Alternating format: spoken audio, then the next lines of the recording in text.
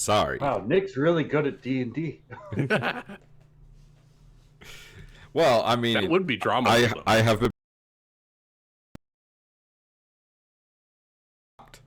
Oh no, Robot Nick. Is it working now? Can you hear Yes. me? Yep. Okay. I think it went robot because I was turning the stream on. That'll do it. Yeah. Okay. I'm gonna put that over there because I'm gonna need that eventually. Okay.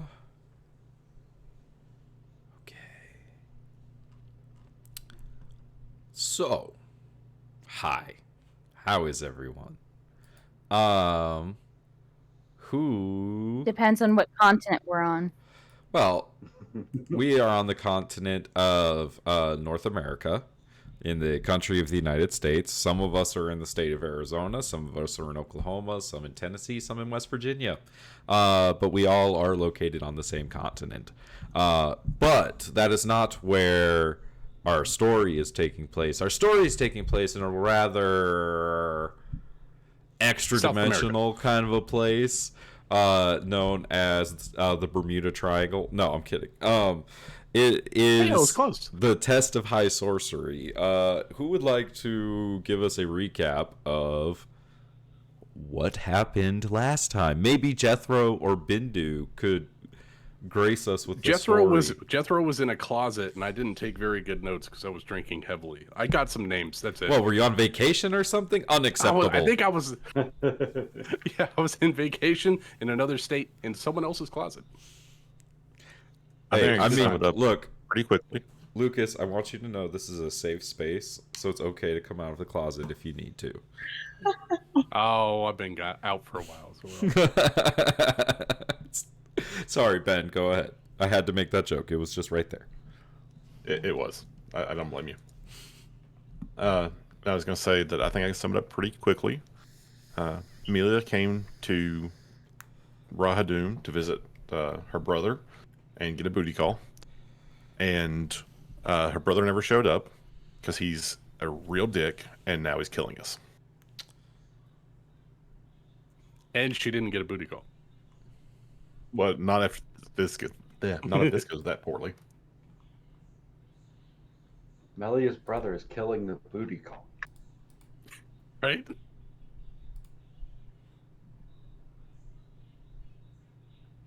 We did talk to a couple of archmages, right? Soul, Loon, and New. I got that. And we were told... white, red, and black robes. Yeah. Jethro bought some drugs for his pain, which was great, from Nefri.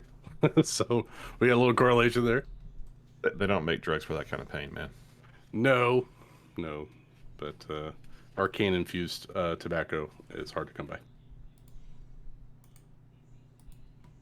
And then we were sent on a test, which we were all given a scroll by our corresponding archmages that we wanted to test for, and we had to seek out a demolin and deliver our scroll to them.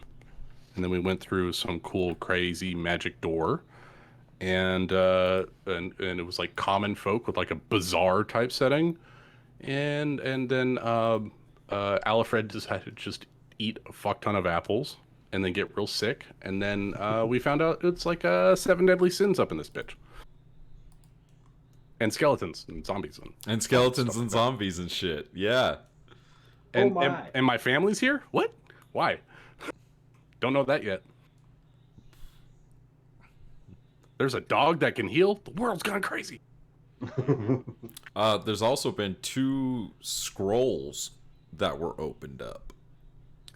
Yeah, we know that Ennui, or whatever his fuck is, Ennui. Ennui has the gate spell available to them, but they haven't used it. And Alfred has a 9th level. Is it Meteor Swarm? It is Meteor Swarm. Yeah, 9th level Meteor Swarm that he has begun casting. Correct. And that is where we pick up. is with Alfred casting this spell. So we're gonna remove some things from this map. Oh, what just happened?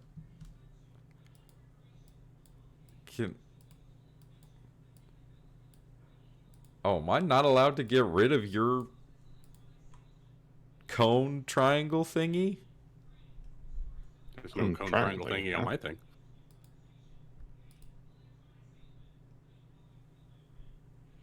Is that on Ben? Ben, is that your triangle?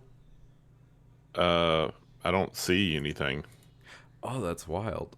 I'd use their tool to like measure stuff just to test it out, but I think it might be stuck there. Oh, DM might has to refresh. I mean, I've opened and closed this page many times, and it's always there. I don't see it. I think it's only you. I just see maybe I should just see refresh. potential victims. Well, I don't think it actually like places like the draw tool, right? It's just like the measuring arrow, so it shouldn't stay. We've corrupted the campaign. We have How about broken now? the world. Let me hit refresh. I don't know. Let me see. Oh, now it's gone. Bizarre. Okay. Now I can Someone see. cast Hold on, counterspell on the let's check cone. something. How about now? Now I can't see anything. Okay. Weird. Okay. Well, I turned broadcast to others off and back on, and don't know if that made a difference. I don't know. Oh, now I can see it. The purple. Yeah. That was Nefri. Yeah, it was me. Yeah, now Oh, I there's see Jethro. I see that. Okay. Okay. Sorry, I I'm just understand looking the tool exists. It was just my screen was being weird.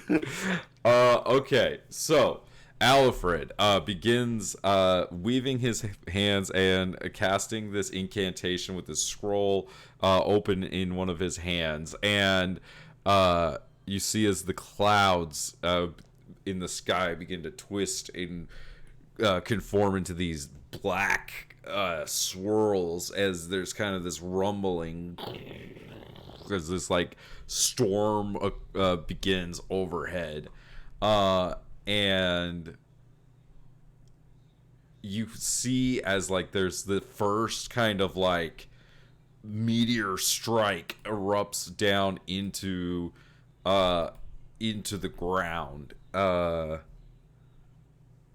on 1 second. I forgot to make a handout.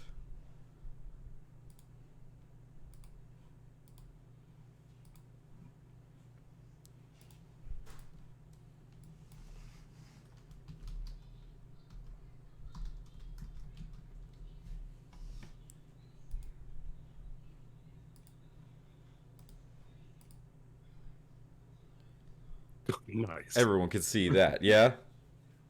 Yep. Yep, that's great. What do we need to see this for? Why are you showing us this? Because that's what it looks like as the as You didn't tell us that. that's what it Oh, looks like as the died. first meteor impacts into the ground around you. That's Is the guy flying through the air. oh yeah, there's just guys flying through the air everywhere, and there's debris and all sorts of mayhem as this first meteor smashes into the ground. The ground shakes beneath you, and the camera pans over to little Ennui, invisible in the corner of the map, pulls out his scroll and fearing for his life casts this gate spell that is on his scroll, and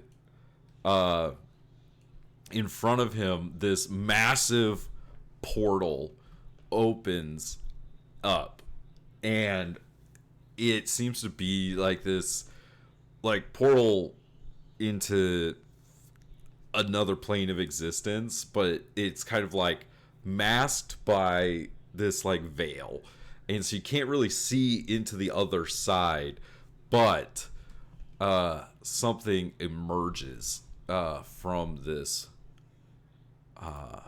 portal. Hold on, I want to get a portal Demolin? token really quick. Hopefully, he was smart and brought the end of the quest with him.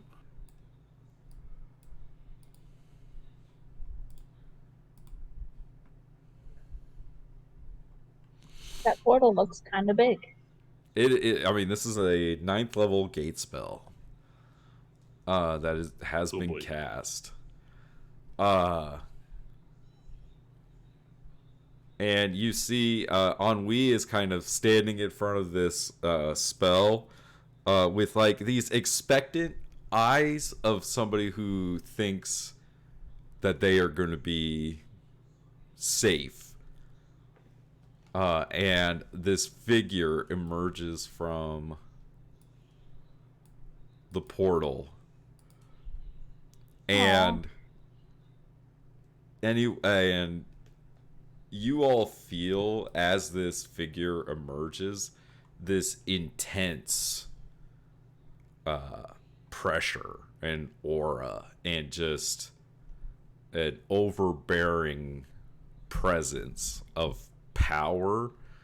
And you watch as Ennui's body is torn to pieces, as his limbs and head and entrails and everything are just separate as this figure walks past him and waves his hand in his direction. As this happens, everybody sees this except for Jethro and Bindu. In this moment, as that portal opens and this figure is beginning to emerge, Jethro and Bindu, the two of you disappear in a flash of blinding light. Oh shit! So all that's left on this battlefield of our aspiring mages is Alfred, Miasma, and Eridan. The three of you witness this entity as he takes a step forward towards Alfred. And with every step he takes, Alfred, you can see as he's trying to he's holding on to this meteor swarm spell. Every step that this figure takes towards Alfred, you can see as the magic of the spell begins to consume Alfred. As there's these blue flames that are starting to eat away at Alfred. The figure speaks, and when he speaks, you are hearing it with your physical ears, but you're also hearing it with your mind and with your soul. And the figure says, "Cloaked in shadows I have waited, something forgotten that ought not have been. Oh, how I've longed for a fool such as you." And he strides the last few paces towards Alfred. And he raises his clawed hand and he puts a nail to Alfred's forehead. The ground shakes as this entity erupts into shadows, pouring his essence into Alfred through the mouth, the eyes, and the ears, as this entire entity is forces its way into Alfred. The ground the shaking stops, and left in place where two had stood now stands just Alfred, clad in black robes, robes as black as midnight, his eyes black as his robes. He takes a deep inhale of breath through his nose. And as he speaks, you all hear the voice from before. Freedom. And we're going to pause there as we flash back to another place. Sitting in a waiting room. Oh.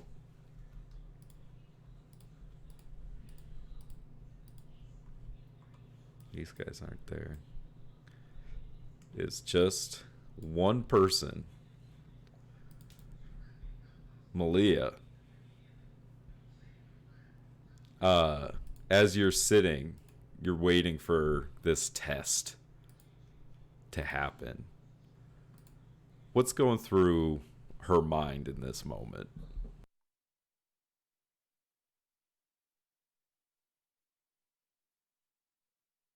Bindo's ass.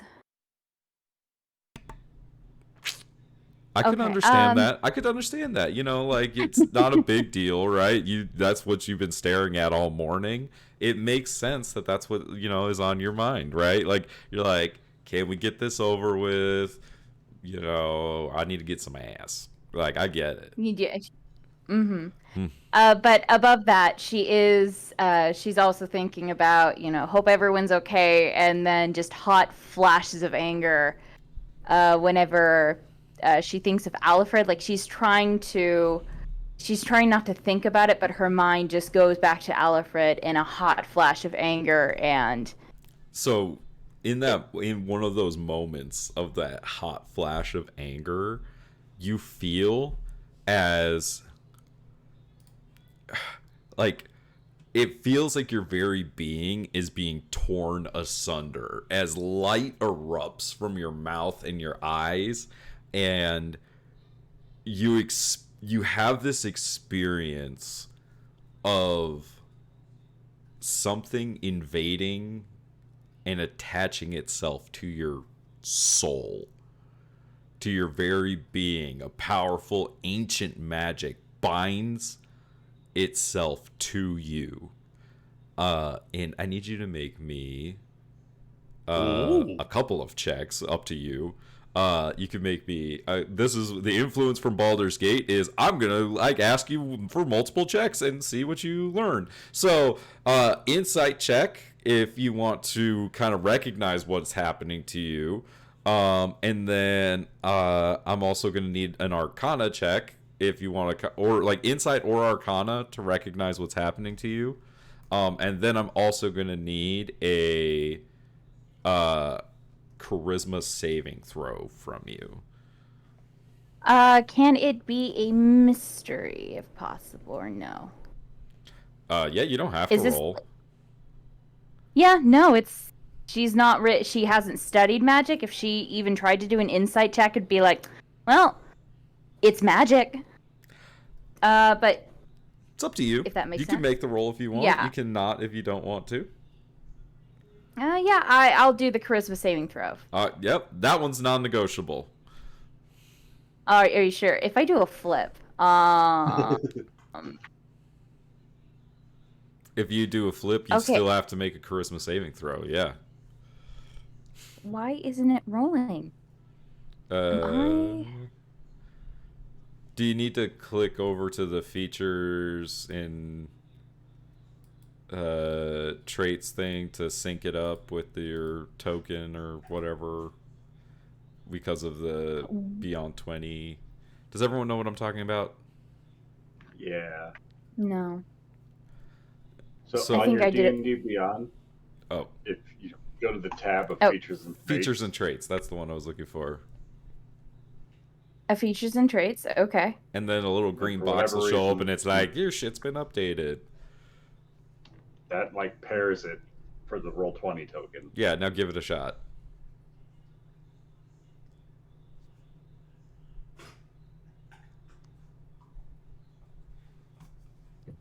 No, but I rolled a 5. 5 plus 4, so a 9. Total of 9. Okay. You feel as you kind of lose control of yourself, and you feel as the entity that takes control of you feels very familiar as you hear your brother's voice coming out of your own mouth, and you hear it say, "Malia, help me!"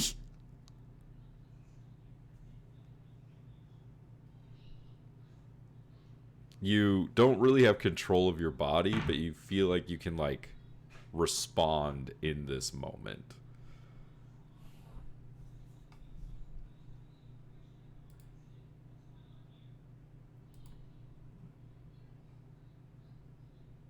What the fuck is going on? What the fuck is going on? And yeah, she can't move her body, can she? No. Or can she? Nope. Now, straight up panicking. What the fuck is going on? What the fuck is going on? What the fuck is going on? What do you mean you're in danger? I just need to know if you are willing or if I'm going to have to do what I have to do.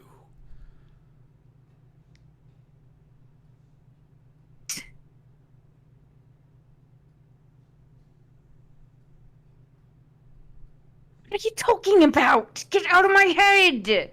This isn't like we were 7 anymore. This isn't funny. Get out of my head!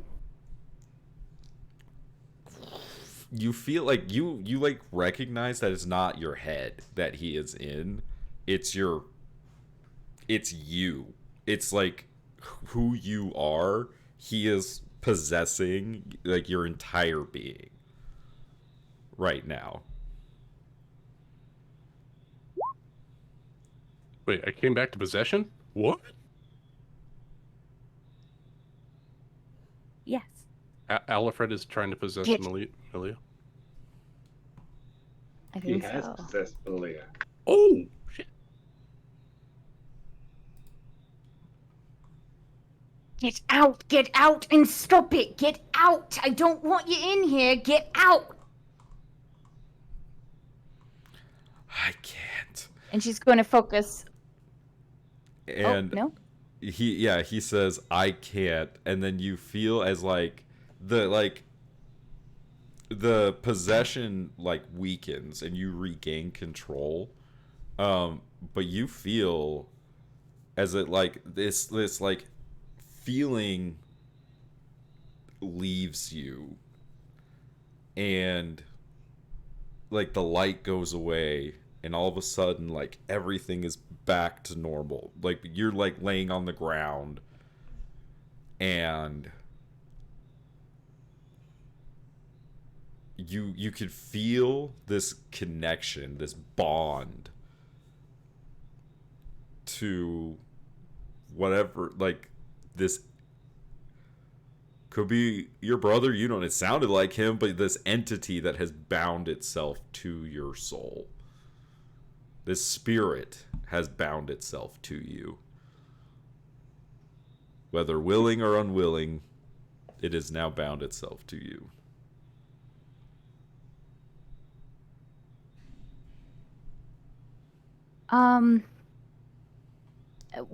Did she see the doorway or where everyone went to go take the test? Yeah, you watched them follow the other wizards. Oh. Yeah.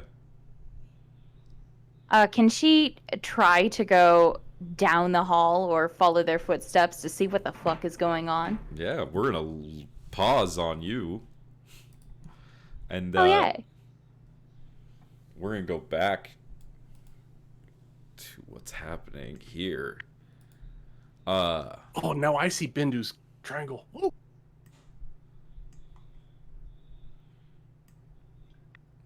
And I still don't. Oh, I see it. I see Jethro's circle. Oh, yeah. Oh, roll a 20, working out the kinks. there you go. All right, refresh gets rid of it. So Miasma, Nefri, and Eridan, you all experienced this. And Alfred turns to like the group of you, and you can see this like wicked smile on his face as these like black robes, and there's this like purplish glow around his hand as the meteors begin to descend, as he destroys this entire marketplace with you and everyone in it. Question, DM. Yeah. My familiar was there at the time. Did they see it? Nope, it went with you. Shit. All right. So as this destruction descends on this marketplace, we flash to another place. A place that seems to be where Bindu has been taken. Bindu, you arrive in... BRB. Fuck! You arrived in fuck. Whoa. I think that's where he wanted to be. Well, shit.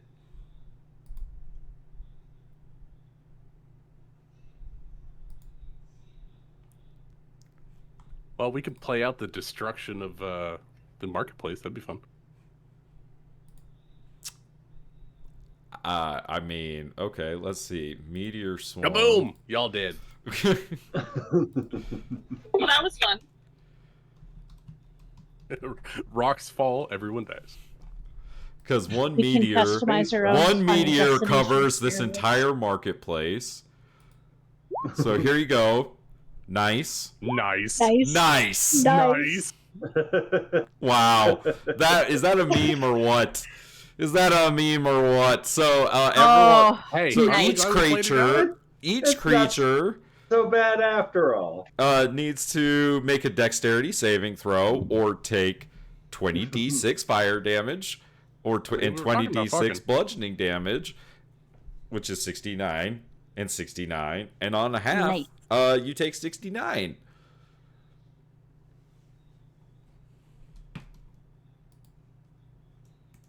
I could quarter one of those if I was there. You're not.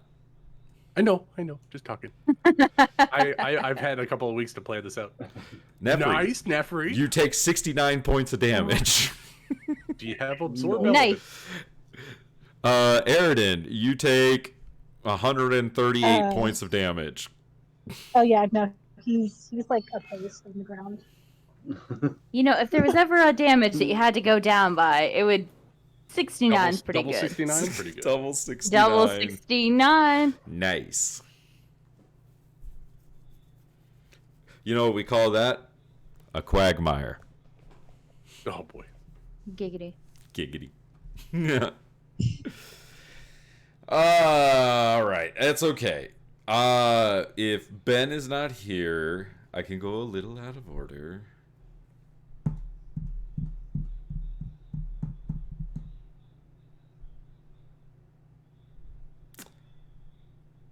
Yeah, it's okay. I can go out of order. All right.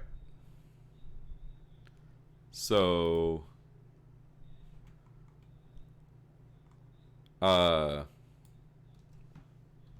Jethro. Yes.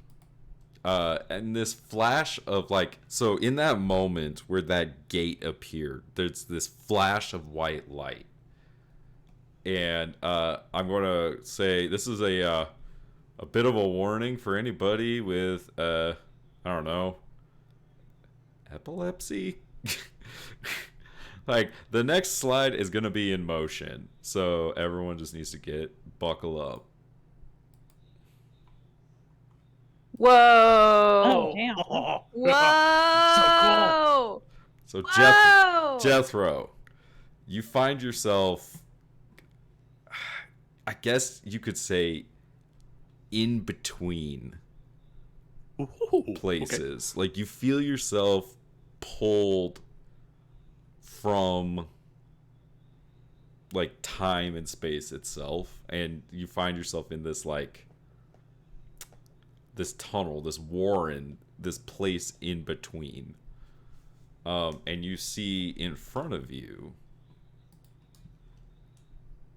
an old grizzled magi with pouches and clocks and all sorts of magical instruments adorning him.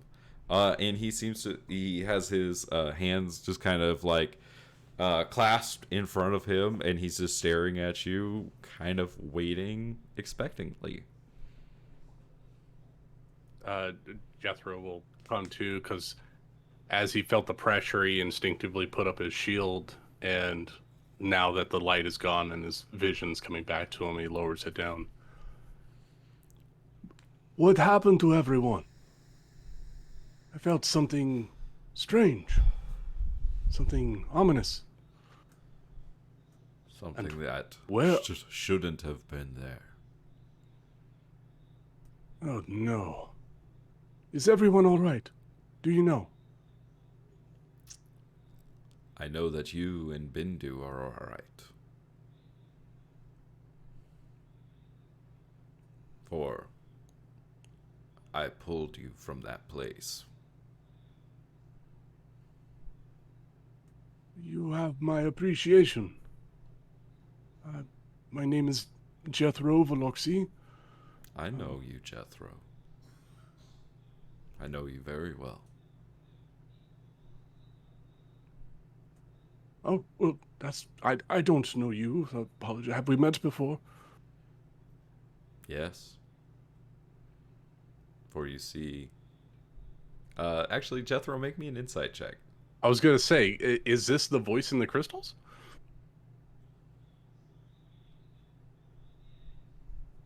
Natural 20.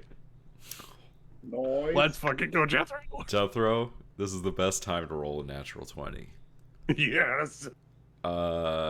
Jethro, you're having a conversation with yourself right now. Wait. I can walk? Hold on. Wait a second. This is blowing my mind. Hold on. What? How is this possibly happening? Well, you are a creative lad.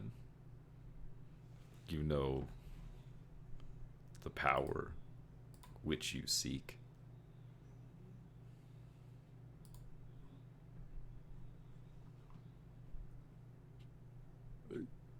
So, if I am to believe all of this, I found the font of time, so to speak.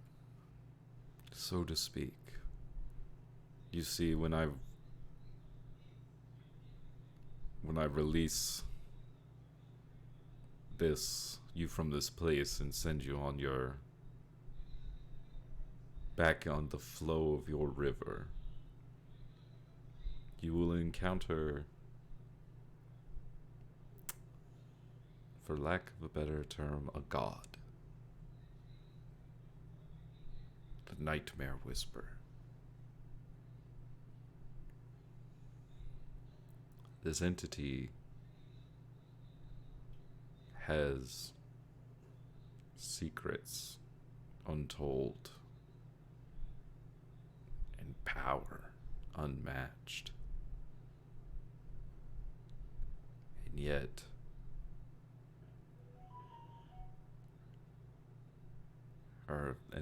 this entity should not be trusted. And yet, when they offer you the power over time, you must take.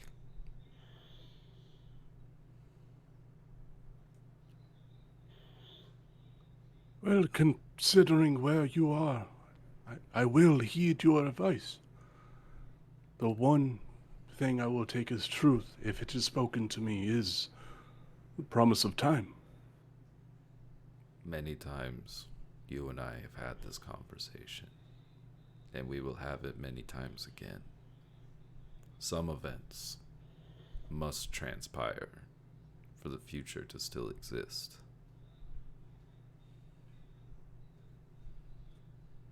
I understand, which is what I've been studying for so long. I don't want to reverse what has happened in my past because I have learned from it. It must happen, otherwise I cannot grow. I understand. Now you must know why. Why I have interrupted the flow of our time is because the entity that emerged during our test is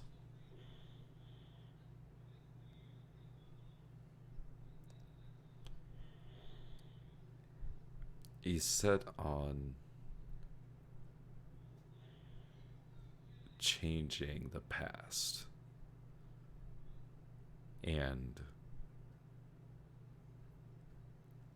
in a way we must protect those events, I think.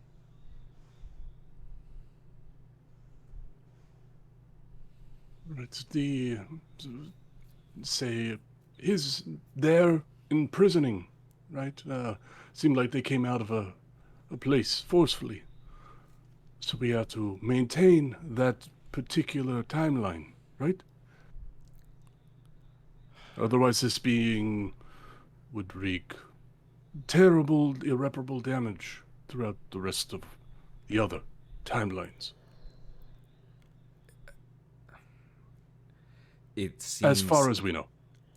As far as I have learned, this is the event that must happen.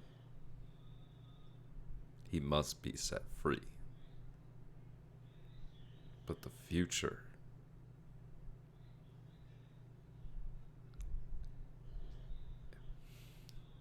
he has not yet succeeded in the many times he has tried. But I feel he's getting close. With each failed attempt, I assume that he is learning and maintaining those memories, choosing divergent paths every time he does get to this point. Hence why you and I have had this conversation before, and we'll have it again. Well, we must stay one fraction of time ahead of them as often as we can. Remember, some events must transpire. And you feel yourself kind of like sucked back through the other end. And we're going to leave you, Jethro, for a moment. Yep. And I believe Bindu is back. Bindu is back. So Bindu, you find yourself come back. in a much different experience. Bindu, you find yourself on the shores of an endless ocean that stretches out to infinity in front of you. And on the horizon, you see above you an endless sea of stars. And yet, where you're standing is in a perpetual point of daylight.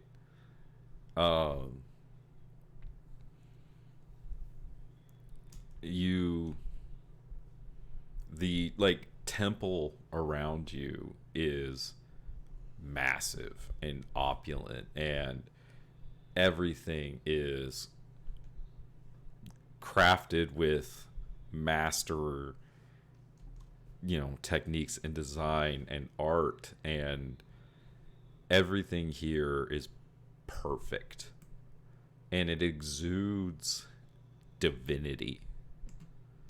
Bindu, I need you to make me a wisdom saving throw. Wisdom saving throw.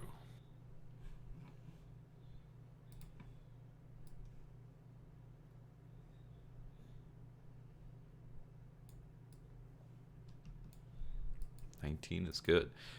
You feel this urge to never leave this place, but you resist that urge and kind of maintain your independence. I have never seen the like of this. Such beauty. But this is not for man. You see, you hear as a voice speaks from behind you, emerging from this temple. And you can feel the presence of this entity before the voice reaches your ears. You can feel the pressure and the aura as this small gnomish woman walks out towards you, hair in long braids, covered in bips and bobs, potions and scrolls. You hear her say, "Correct. Bindu, bin Jazen, bin Hamend. This is Litole." What is this place? It is Litole.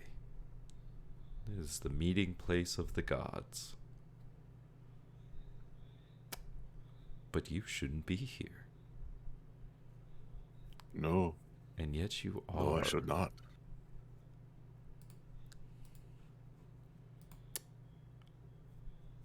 Do you know who I am? I must admit, I do not. Close your eyes. He closes his eyes. I want you to reach deep within yourself and find that magical spark inside of yourself.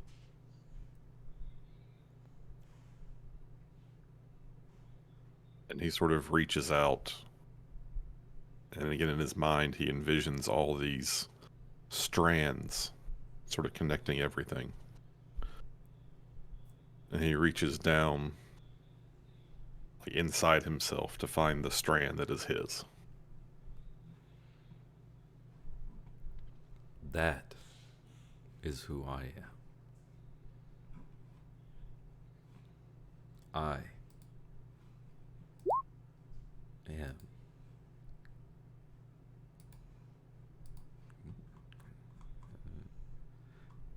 am Polyhymenia, the god of magic. Now I know, for one such as yourself,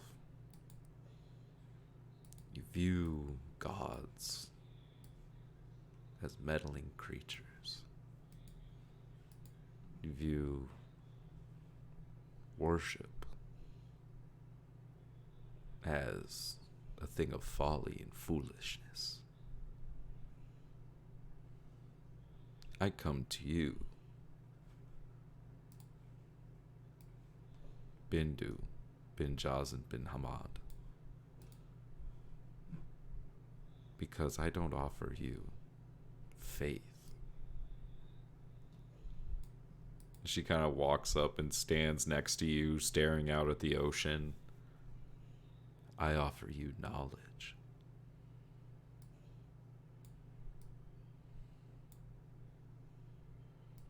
see me, touch me, feel my power. Know I am real. There is no faith necessary.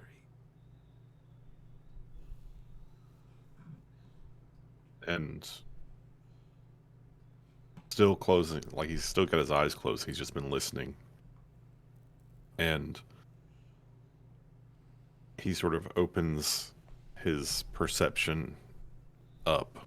I mean, he's never denied the existence of the gods, just he doesn't want necessarily anything to do with them. And he opens up his willingness to at least acknowledge that they have a place, and sees this sort of fountain of these strands there in front of him. And he just sort of slowly reaches out his awareness to touch that. Okay.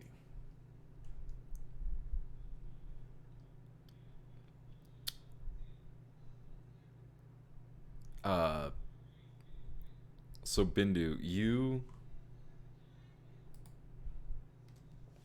know that like where your magic comes from is it's the energy that suffuses the multiverse. But that energy has a source. And it is standing next to you. Like the spring from which the river runs forth. You are standing next to the fresh spring of magic. And she turns to you and she says, one day, I believe that I could show you the seventh sanctum. And so I choose you, not as a prophet or a priest, but as my chosen. And she you watch as in the middle of her forehead there's this golden eye that appears, and it opens, and that golden eye shines this light. And Bindu, your eyes are like blinded by this light, but you can see like the pattern of that golden eye is burned into like your own eye, and it essentially Bindu, you are going to gain the ability Eyes of the Seventh Sanctum, which allows you to cast Detect Magic at will. And you are the chosen of the Seventh Sanctum, and the chosen of the God of Magic. Woohoo! Go Bendu! Oh, that's going to be so complicated. That was the idea. And she says, again, no faith required. I offer you knowledge. I offer you everything, reality, to see the very fabric of the existence. Is that something you desire, Bindu? As a god, you must surely know that knowledge is all I desire.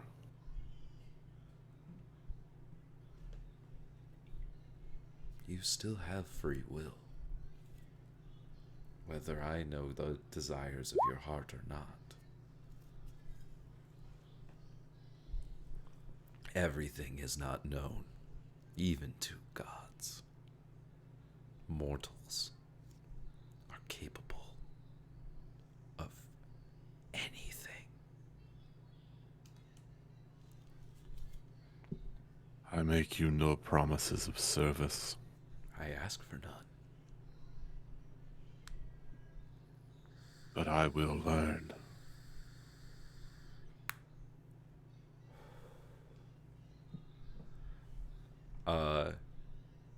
All right, we're gonna pause on the two of you, or on that really quick.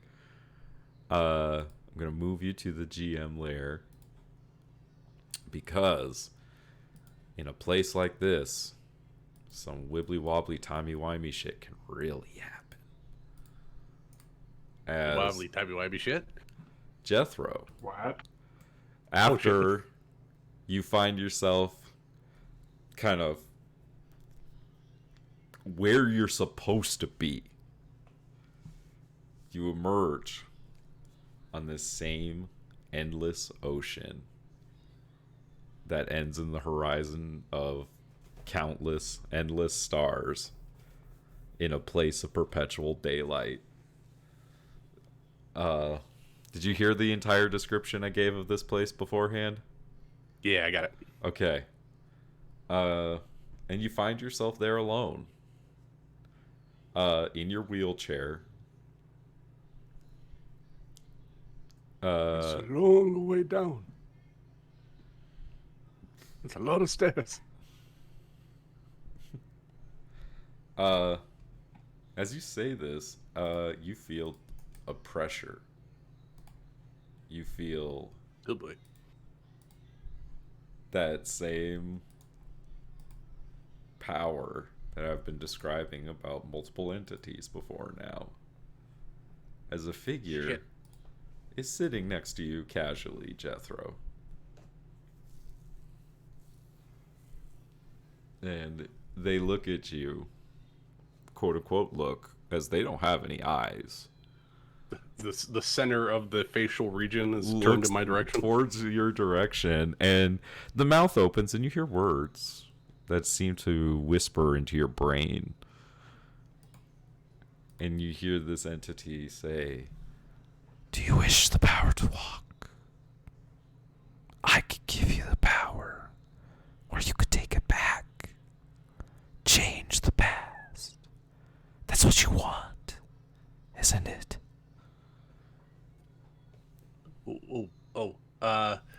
There's multiple things here. I do not wish to walk again, for I have learned so much more than I could have if my legs were functioning.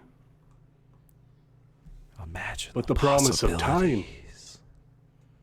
What about time? I like time. Time is fun. Time is fun. Time is power. You desire power, Jethro.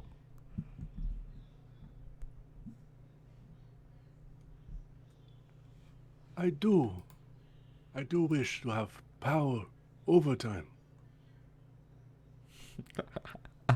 I don't want what happened to me to happen to anybody else.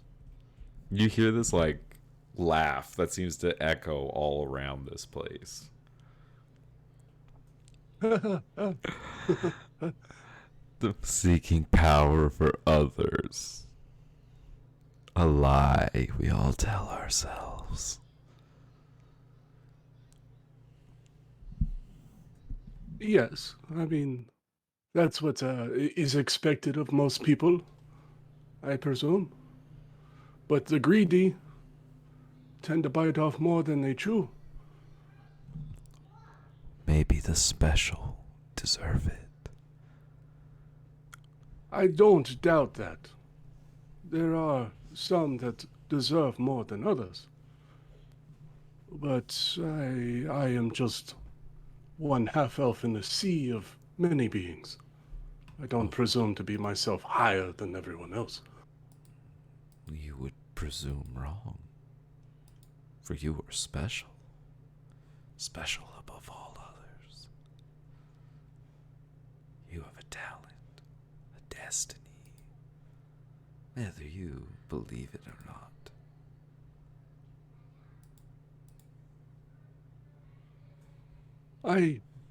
I do believe in destiny, and I do believe in my potential. For my studies have shown me that if I put enough effort into anything, I can overcome everything. But are you offering something that would aid in that pursuit? I offer secrets. I do like secrets. I know. I offer you the power that you seek. I offer you. Crap, what's the name of your stupid subclass? I offer you chronergy. The manipulation of time. Wielding advantages in the blink of an eye.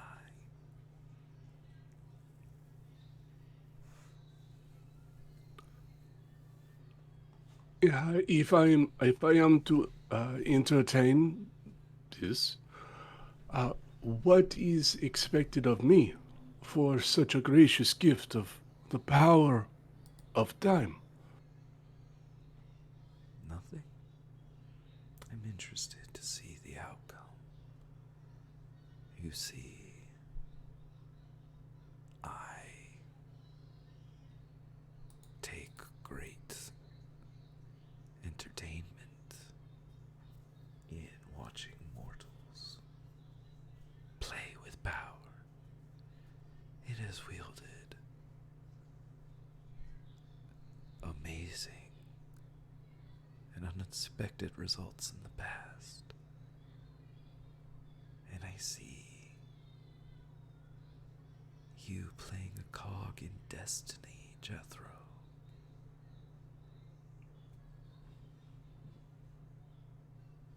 It sounds very, very intriguing, and quite frankly, I am very interested in accepting your offer. I'm sorry, it's very rude. My name is Jethro Veloxy. What is your name? If I'm going to make a deal, I'd like to know who I'm dealing with. Some call me the wolf. Others call me the nightmare whisperer. But all come to me in the end. I have power over secrets and death, trickery and twilight. Those are fun.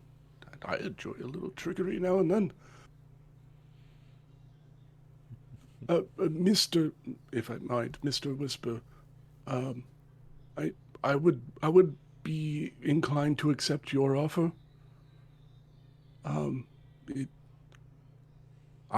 want to make a change for the better for those around me, and yes, myself included.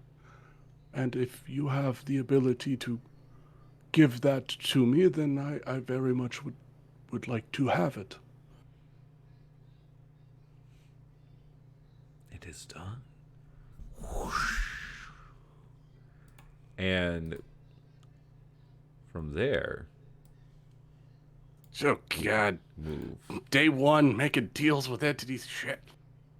to another moment in time. A familiar moment in time to all of you. Oh no, it's a widow Jeff. Whoa. As you all find yourselves in the garden, your parents having gone to their meeting,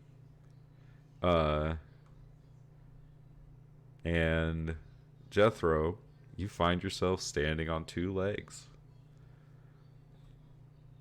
And you also find yourself in possession of your mind. Like, you're not Kid Jethro. Like adult mind. Okay. Yeah, like I want you to picture the anime moment of your adult spirit, like kind of standing. You just Attack on Titaned me, Nick. Damn. A little bit. Hey, you're the one that wanted. Look, you're the one that wanted to play a time wizard. Okay. This is awesome. Okay, at what point? So I have my legs. So this is before Crystal Creature Cave. Correct. Fucked up. And this is where I'm going to bring in everybody else who's playing this session. So everyone is going to be playing. Where are you, Twaven? Their characters. Go ahead and use your level 3 character sheets. No need to go back to level 1. Does everyone have control of these tokens? No, they shouldn't. Oh, you might. I got mine. Yeah. That's funny. Yep. I got a question. Since I am now the master of time, did I get a long rest? Do I have my abilities? Yes. Okay. Ooh. I'll put a long rest in there. Bindu as well, because this is another moment in time. But Bindu, you also find yourself in this moment, possessing your mind, where you just were, the conversation you were just having, the event that just occurred. However, it is still your child body, only anime spirit moment. It's your adult self controlling your body. Does that make sense to everybody? Yep. Total Freaky Friday situation. Cool. Fire is here. Alfred is here. Malia, you are here in this moment. Actually, you know what? I'm going to do something fun. In fact, Alfred is not here. Oh, divergent timeline. Malia, as you're running down that hallway to find that door, you feel as you are kind of plucked from reality. As you kind of seem almost to dissipate from that hallway. And in anime spirit fashion, you find yourself standing in the garden, your childlike self in front of you, but your spirit inhabiting it. So Malia, Bindu, and Jethro all have knowledge of what's going on. Valeris, Trey, everybody else are your kid versions of yourselves. Does that make sense? Yeah. I know there's some wibbly wobbly, timey-wimey shit happening, but work with me.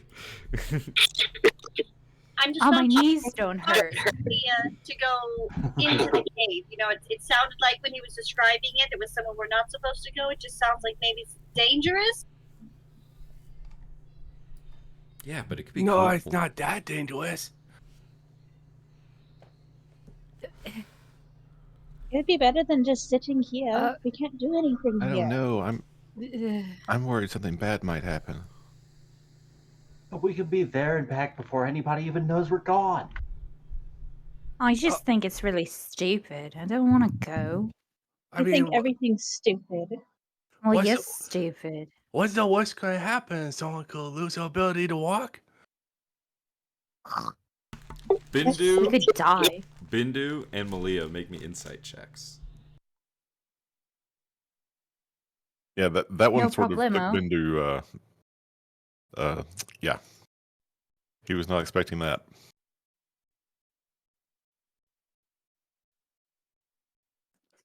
Hell yeah.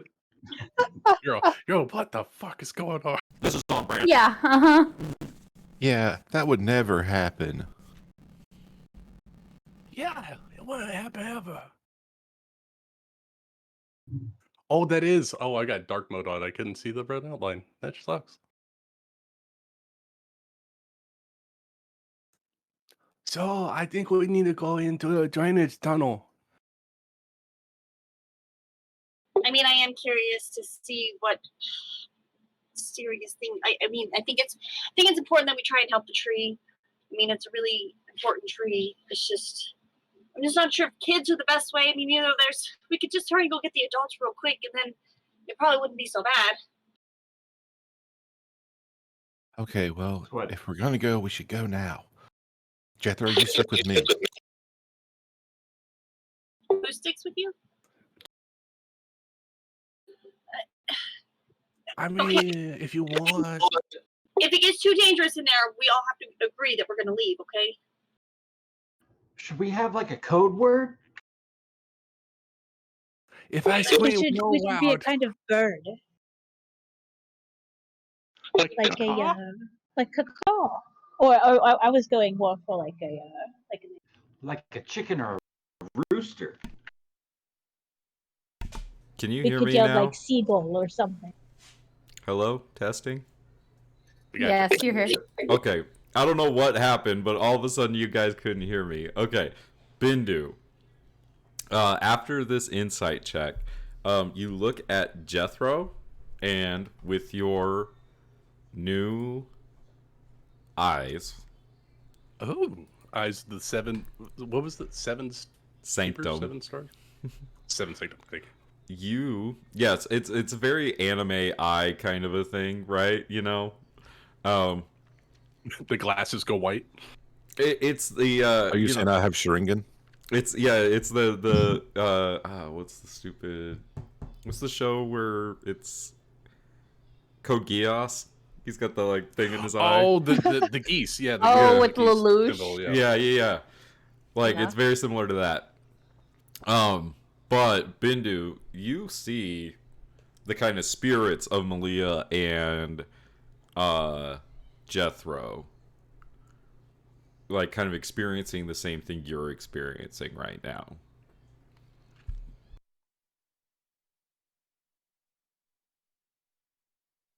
All right, guys, quit wasting time. We gotta get in there.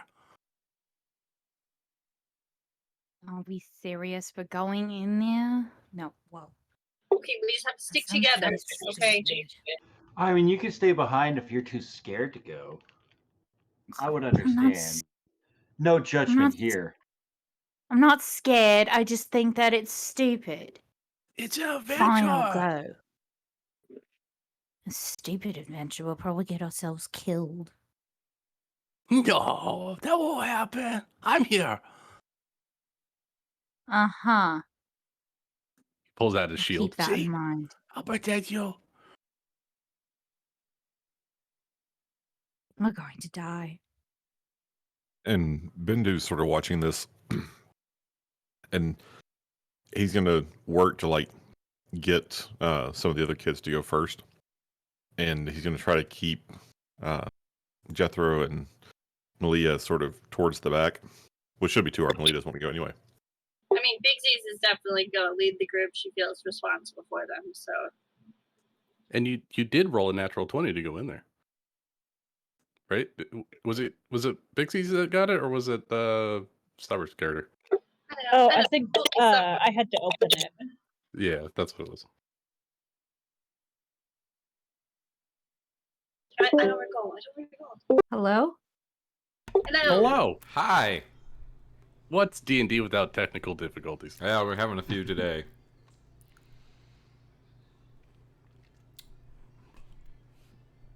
Everyone went all robot, so I don't know. All right. Oh, you know what? Maybe it's the storm. The hurricane? The hurricane, yes. Goddamn hurricane. You all, as children, descend down into the tunnels beneath the monastery. Just like you did before. I mean, just like you did before you found the roots of the tree, the wishing tree. And Bindu and Trey and hold on. It was Bindu, Trey, Zarissus, Fire, and Big C's. We're all looking at the tree. I'm never gonna get his character's name right. I'm just gonna call him Z. Zyzeris. What's your character's fucking name? Z. Summer's got it. It's Zyzeris. Zyzeris. Cialis. We're all looking at the tree, and Malia, Valeris, and Jethro went looking in the crystal room, right? Yeah, and I think Bendu was, when you were breaking up and reconnecting, Bendu wanted to pull Malia and Jethro back as we were going through. I think he was having... Oh, I didn't even hear that. Yeah, we had a little RP while you were away. You did? Yeah, What? basically, I'm not like trying to separate them from the group, just sort of. No, like as you're going down into the tunnels, you kind of grab Bindu, or you grab Jethro and Malia by the arm, and he's gonna say, "Does anyone else feel like we've done this before?" Yeah. I mean, it's feels like it's on repeat or something. I mean, a little bit, but not as much. Because I really think I could predict what's going to happen. I could tell you for certain. I think both of you could as well. Excuse my language, but I think we see some shit.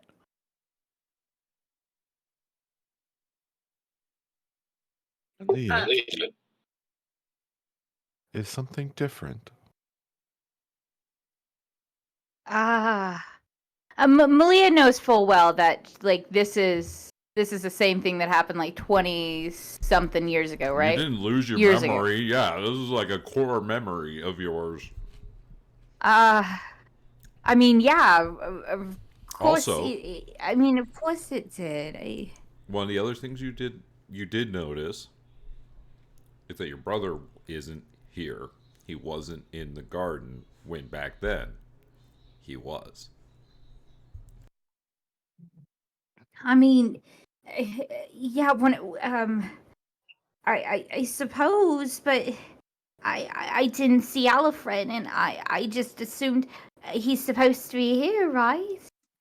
What, didn't we tell him to distract the firekeeper? Now that you think about it, Jethro, that's how it happened. You're in this tunnel now. But he wasn't there this time. But he wasn't there this time. Oh boy. We have a full-on divergent timeline. I don't know what's going on right now, guys. So, everything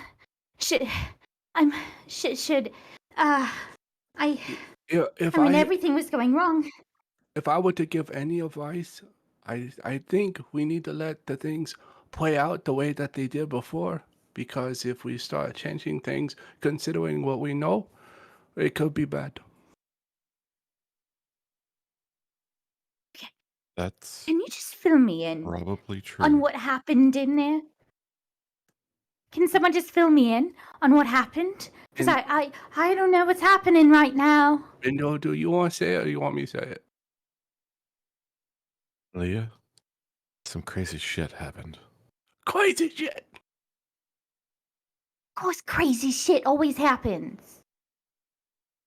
Your brother, he started to open up the scroll, and it looked like the sky was falling. And then I was in a different place. As he's describing it, Malia, you get this like flash, like you're seeing it from a first-person point of view, like Alfred's first-person point of view of the sky opening up and that meteor coming down. You access his memory. Ooh. I really don't need you to get into my brain right now. Can you just stop explaining things and just tell me what's going on? I don't like people messing with my head, okay? One of the things I don't like to do. Stop messing with my head. What about me? Do you want me to explain things, or do you not want me to tell you what's going on? Kind don't need to know. do both. What the fuck are we supposed to do? Because we know that when we go in there, I'm sorry, but your legs don't work after that. I know. It is what we have to do. Because if I don't do that, then I won't study my magics. And I will be a ranger, like my aunt. And that means that certain things won't happen, and I need them to happen. So I'm willing to do that. Jethro, you hear a whisper in your mind. It could still happen, and you could walk. You have the power. All you have to do is take it. Wait, I thought you already gave me the power. I got the touch. Yeah, they're talking about your legs, bruh. Oh, no, I know. It's not, don't worry, it's not going to be a detriment. Everything going to be fine. I think we need to just proceed with how it was. I'm going to tell you that I found some shiny water down the road, and that you and Valeris are going to follow me, and then we're going to be in a tunnel, and then gem monster, and then shit's going to happen. So I think we just proceed the way it was, and just get the hell out of here, because I got other shit to do 20 years from now. All right, let's just try to keep it as much like it used to be. Until I can understand it more, that's the way I think it. I'm sorry, but aren't we missing a huge thing where Alfred isn't already here, so how are the adults going to get here? Lyris got you. I don't know. Yeah. Alfred didn't do shit. Alfred didn't do shit. Oh, okay. I'm remembering it differently. Okay. Where the fuck is Alfred in all of this? I tell you what, I'll tell you later, okay? It's not important right now. Fine. This is I can say he's safe. stupid. It's nice. Fucking asshole. I knew this was a fucking mistake. Actually, now that the two of, like, Jethro and Bindu, now the two of you think about it, Malia being here doesn't make any fucking sense. Like, she's not taking the test. Like, why? This is actually her. Oh, yeah, this is weird. Yeah, there's all kinds of shit that doesn't make sense here. I'm just trying to get through it and see what happens on the other side. Yeah. Oh, you know what? Since we're here and Jethro is very intelligent, can I run an Arcana check to see if this might still be a test and the three of us are just stuck in this, or if this is actual time magic? Yeah, roll me an Arcana check. 23. Well, Jethro, you kind of you're looking around and, like, you start seeing those inconsistencies between an illusion and reality, right? And you kind of can see that, like, there are certain things that don't make sense about what's happening right now. Like, when you guys pointed out, Alfred's the one that distracted the gardener, yet you all are all, like, here in the tunnel, the mouth of this tunnel, like, and that part didn't happen, and yet you're still here. Like, so there's certain, like, kind of inconsistencies, like dream-like inconsistencies. Oh, right. And so, like, you're able to kind of piece that together, that you haven't gone back in time. Okay. Bandu, I don't know if you have this ability prepared. I can do it, but it's going to take some time. But I don't think that we've actually traveled back in time. I think we're in some kind of dream state.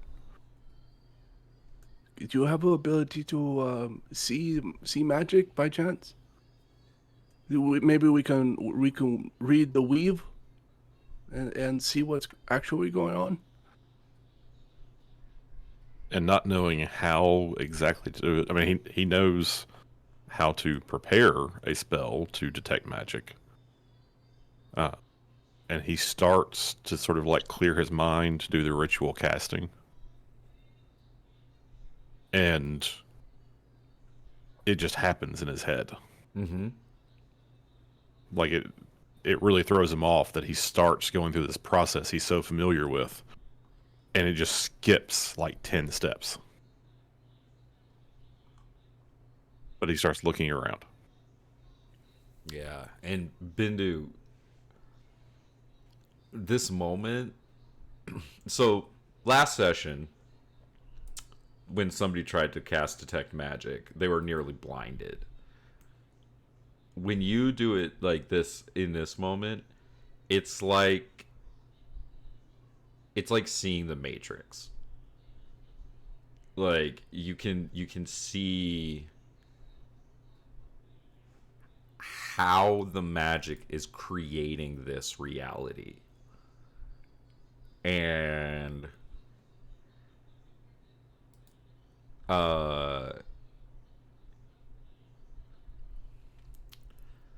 and you can hear like kind of the hum of you can hear the magic. It is a good way of putting it. And like you're next to an electrical transformer. You can like just hear like that hum, yeah.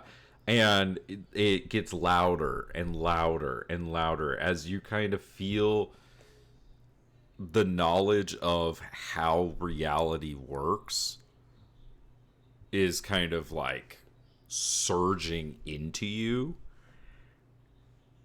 And you hear the voice of Polyhymenia in your head. And she says, "Let me show you everything. Let me show you how it works." And you can hear she's excited. And she's happy to show you. And Bindu, I need you to make an intelligence saving throw. Yeah, I was going to say, something tells me my head's about to start hurting really badly. Oh, baby. Oh, Bindu. Intelligence saving throw. You got this, Bindu. I mean, not bad. Also, right down the middle. You're a smart boy. But not quite high enough. Can I chrono shift this? No. Okay. You don't even know this is happening. Do I not see the blood coming out of his nose when he has a fucking aneurysm? Well, in this moment, like you see, you recognize what the detect magic spell looks like. Like you kind of see that that magic kind of go over his eyes, and you kind of recognize that. After that, Bindu seems to be completely frozen.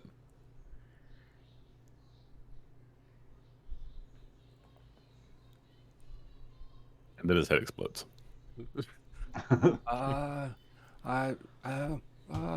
Maria, Maria, Melia, do you know medicine? I know magic. I don't know medicine. Yeah, of course I do. No, fuck, that was young Kieran. Yeah, I do. Okay, fix him. Is that supposed to be normal or something? I don't think so. Fuck, if I have to go through puberty again, I'm going to lose it.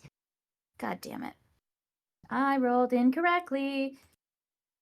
Because I'm on a different account.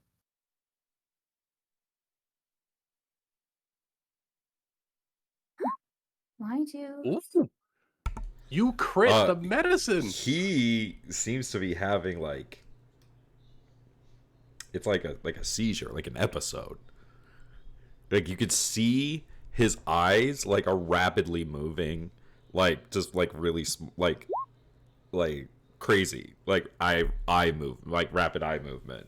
But he is not seeing you or looking at anything around you. It's something is happening to him. Yeah, he's gone. I can't really help him with that. I mean, I can punch him, but something's definitely not going to be happening. Hold on, let me try something. Malia's going to wind up her hand and slap him in the face. Nothing. Okay. She's going to try it again, this time other cheek. Nothing. Now you're just abusing the poor boy. Well, I don't know. What the fuck is going on? Can we just, like, get over it and maybe, I don't know, not go into this stupid cave? No. The fuck are we in? We have to. We have to go in the cave. So he's like catatonic at the moment, right? Yes. Well, I ain't got nothing for that. I guess I can try some kind. I don't have any kind of like dispel or anything like that, but I can just try another Arcana check to see if there's something I can do magically to help him. Nope. I can hit him again. Nope. He's got to work for it to himself, I guess. Do the rest of us see us, or are we still walking into the cave? I was just gonna say that the rest of you now kind of notice that the three of them are falling behind, and you could see Jethro, Bindu, and Malia kind of talking back by the mouth of the tunnel entrance. Big sis, he's not moving. With that, Big Sis will run over there and see if she can help at all. He kind of went rigid, and then he stopped moving. Looking at you laying on the ground, can you cast healing word? He doesn't. Did you try slapping him? He doesn't appear to be damaged, other than his cheeks are pretty red. Okay. What happened? I'm not. No, this isn't. I think he had a seizure. I don't know how to help him. Mm-hmm. Can I try and smack? How did he get a seizure? you're going to smack him? Yeah, I'm gonna smack him. Okay, everyone, let's airplane this. Let's put him in a chair, and everyone gets to hit him on the way by. Let's do it. Like, I'm gonna, like, kind of smack him on the face, see if I get him to, like, wake up. Nada.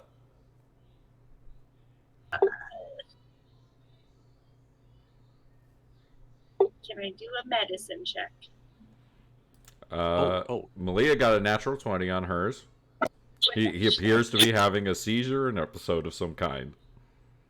Can I prestidigitation smelling salt to see if that'll snap him out?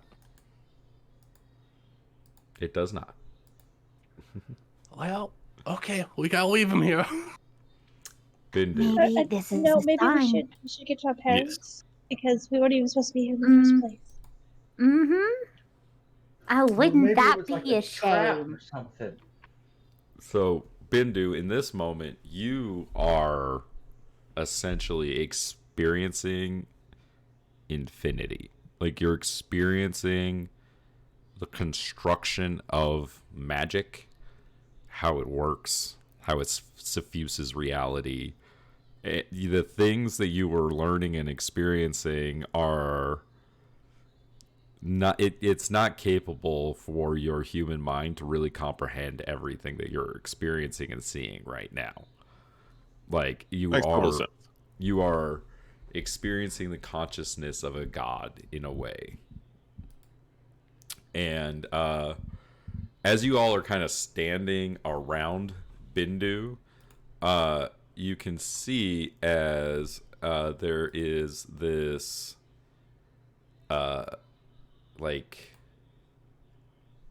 streak of white that kind of makes its way through just a portion of Bindu's hair, as his hair just turns like a line through your hair just turns white, and then a line through like his beard, adult Bindu's beard turns white. Oh god, oh man, timey-wimey shit. And Bindu, you eventually snap back.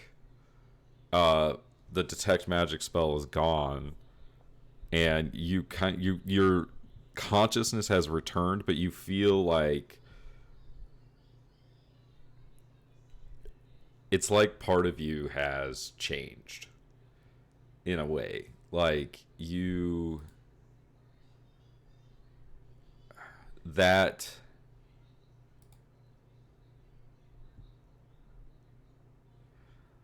that part of Bindu that wanted to, like, how do I put this?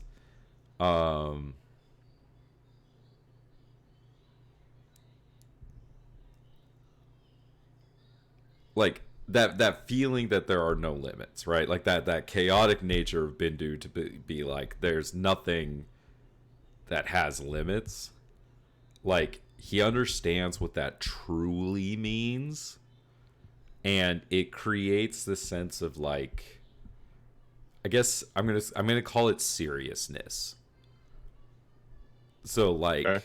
Essentially, Bindu is going to he is going to essentially lack a sense of humor for a lot of things, and he's going to be a very serious, like, individual. Like, it's going to this experience is going to affect him in that way, if that makes sense.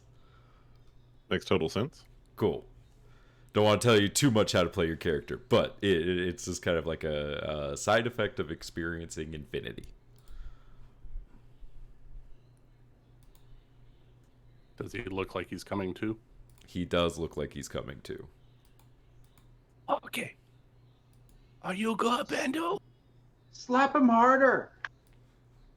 Kick him in the shin. I don't think that's going to and right then Fire like smacks him. He's like, ow! Hey, I did it! Hey, good job, Fire! I told you you were slapping him in the wrong spot. Oh, my face hurts. No, I think maybe we should turn back. That just... I don't think we should keep going. We need to get you back to... You haven't even seen the tree yet. Fire, like, puts her, like, hand on your chin, Bindu, and, like, moves you from side to side. Did something happen to your hair? I don't know. Ow! Quit. Just leave me alone.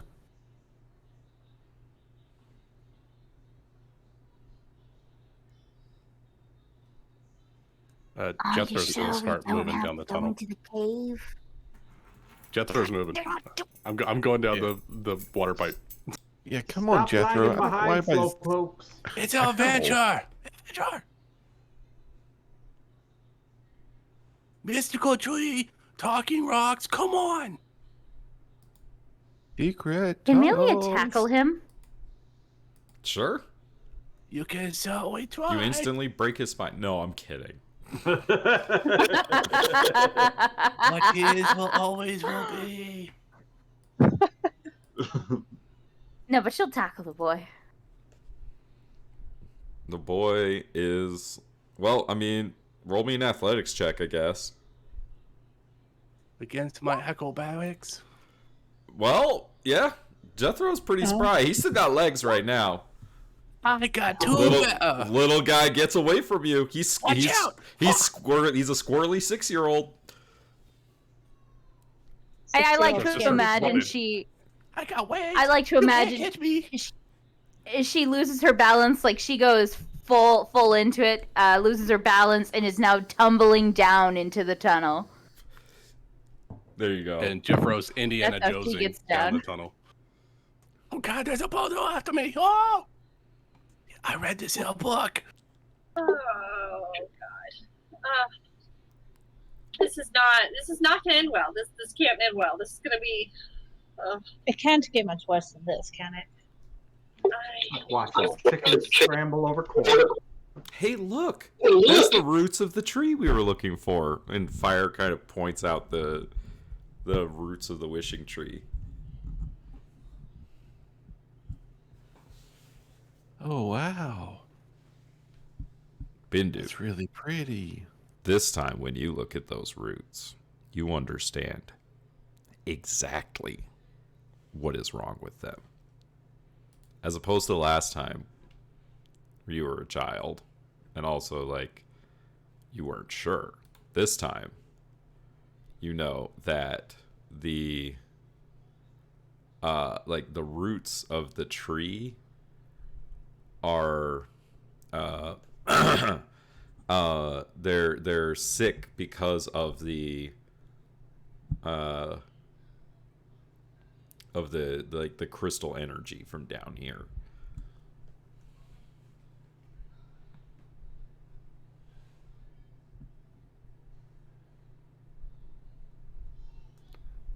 And that, as he understands that, like, he's processing, he's trying to remember what he did as a kid, and he's still reeling from just what he just experienced. And so he feels like the best thing is just not say anything. What do you think's wrong with them, Bixies? The roots look kind of sick. Fire pokes at them.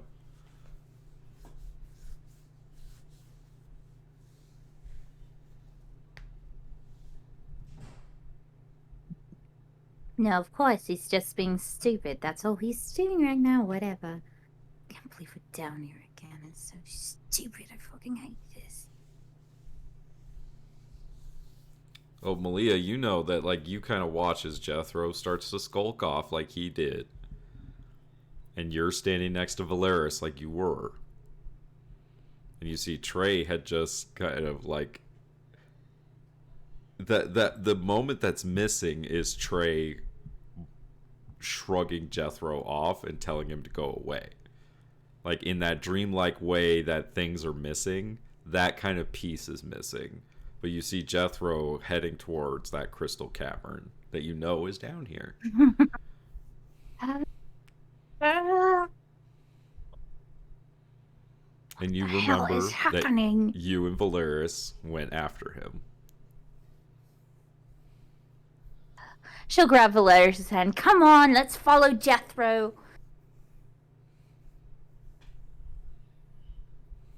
And she'll start leading him to follow him down the way. Yeah. And just like last time, the three of you emerge into a crystalline cavern. Oh, this is an interesting question, DM. Do I still have my arcane focus from the future, or I do not have that? Is your arcane focus your wheelchair? No, it's the amethyst that pierced my spine. Yeah. Probably not, right? Probably not. But I don't think... Okay, I'm also going to say maybe in this instance you, like, realize you don't require an arcane focus. Yeah, I've got something else, but I just wanted to make sure I don't have that already. Mm-hmm. Cool. See? Look at all shiny rocks. Oh my god, I didn't say shiny water. Who would say shiny water? That was dumb. Wow. That was very dumb. Do we want to go back up there so that way we're next to everyone else? No. We're just going to keep on exploring down here. Jeffro is just kind of prancing around, looking around. Do you like ever not complain? Ever? I don't know. Usually it depends on the time of day. Following a stupid boy. Well, if the books are right, somewhere on the southwest wall, there's gotta be a hidden compartment that's got all the treasure in it. Jethro's walking down. Right. So, Jethro, you interact with one of the crystals, just like you did as a kid.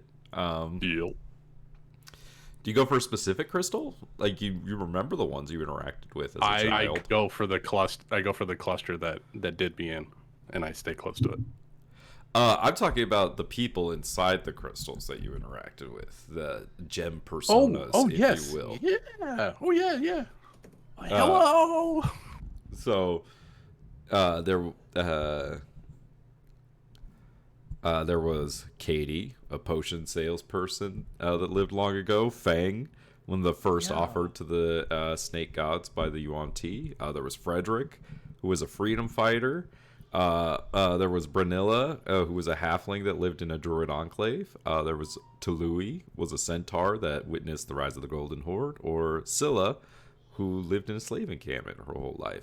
Well, Jethro, if Malia comes, Jethro is going to kind of guide Malia to Fang because she talked to Fang in the past, and I think I talked to Katie. I think Katie was the one I talked to. Ocean salesperson from Rahadum Trading Company. Yeah. So I'm going to go find Katie, and I'm going to lead Malia to Fang. So when you talk to Katie, she says, "Oh, hi, Jethro. It's nice to see you again." It's so wonderful to see you. It's been so long, but so short at the same time. Are you going to come back for real? I will, as soon as I'm done here. You going to bring all the others? The time is right now. That's my intention. As soon as I get my test done, I'm going to get everyone together. We'll have a nice meal, and then we're going to come back.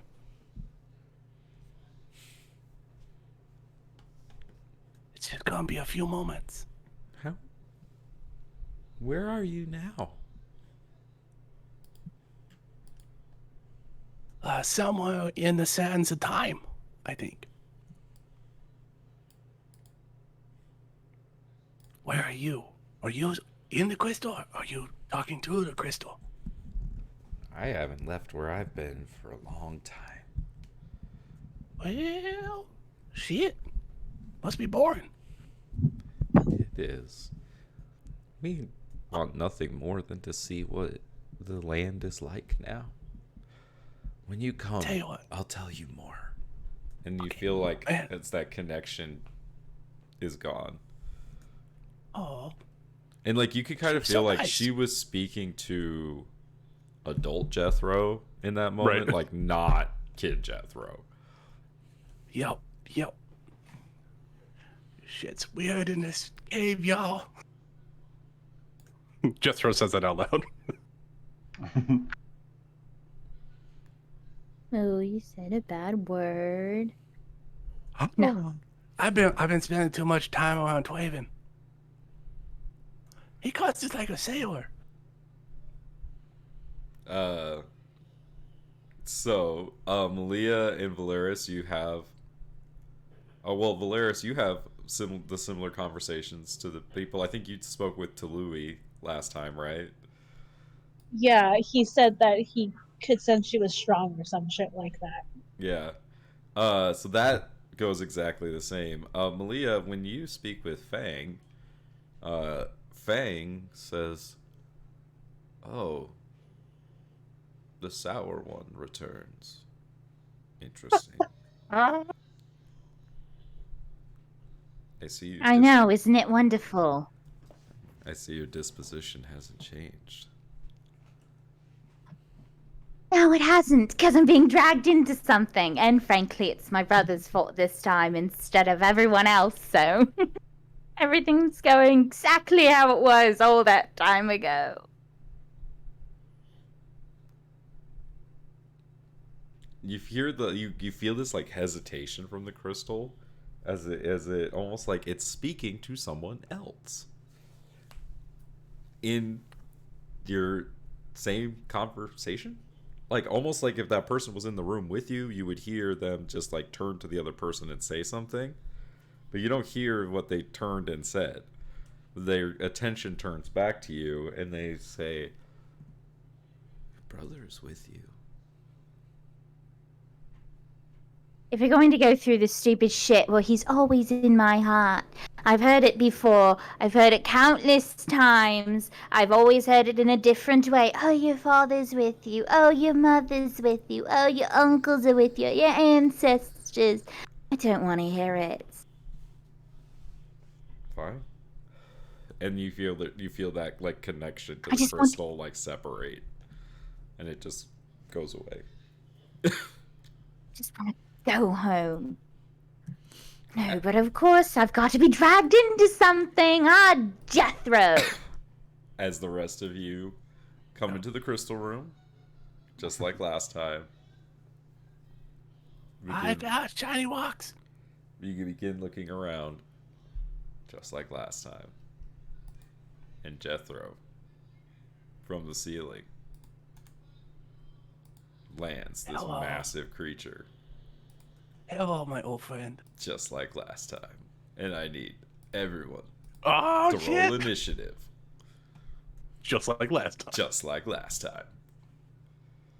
Last time on Dragon Ball Z, it was the same thing as last time. Hey, you wanted to be a time wizard. I had to come up wizard with. Is I had to come up with some wibbly wobbly timey wimey shit. I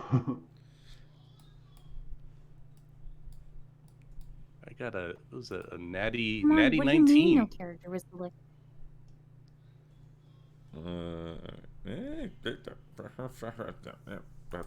Oh, Bidu.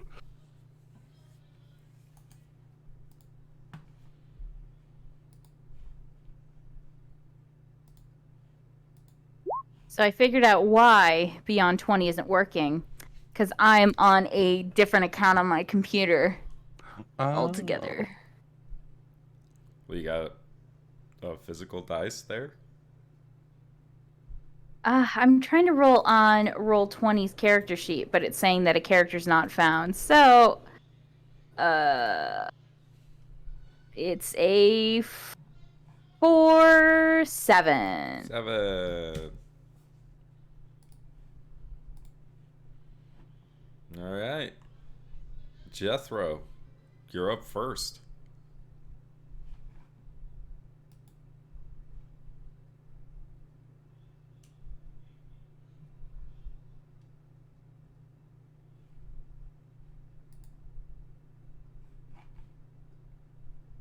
Hello? Jethro? I can hear you. Lucas? Okay. Oh no. Well, Ben, you made me feel The timey-wimey shit. crazy. The timey-wimey shit got him. Oh, God. What happened to Jethro? He reconnected to the wrong timeline. Well, I need another drink, so we could take 5 minutes before this combat starts. 5-minute break. Everyone, top off your drinks. All right. And we'll be back here in 5 minutes for some more tomfoolery and fuckery. And technical difficulties. And technical difficulties. And people getting paralyzed. I'm back. Sorry. Oh, there he is. Well, we're taking a 5-minute break, Lucas. So go perfect. do whatever you need to do. I use that to get my pizza. There you go. 5 minutes.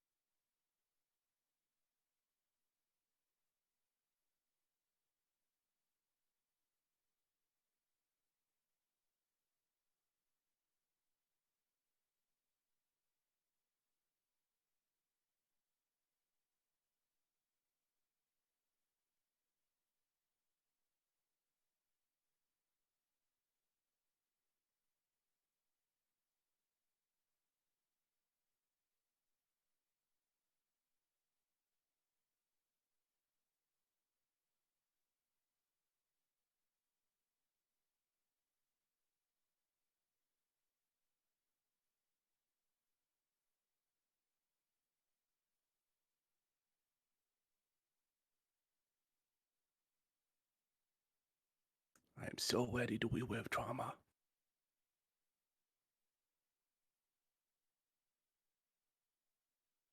Oh, in that voice. You'll miss that voice. Lucas, I gotta be honest with you, not really. Were you like Will Westwell? No.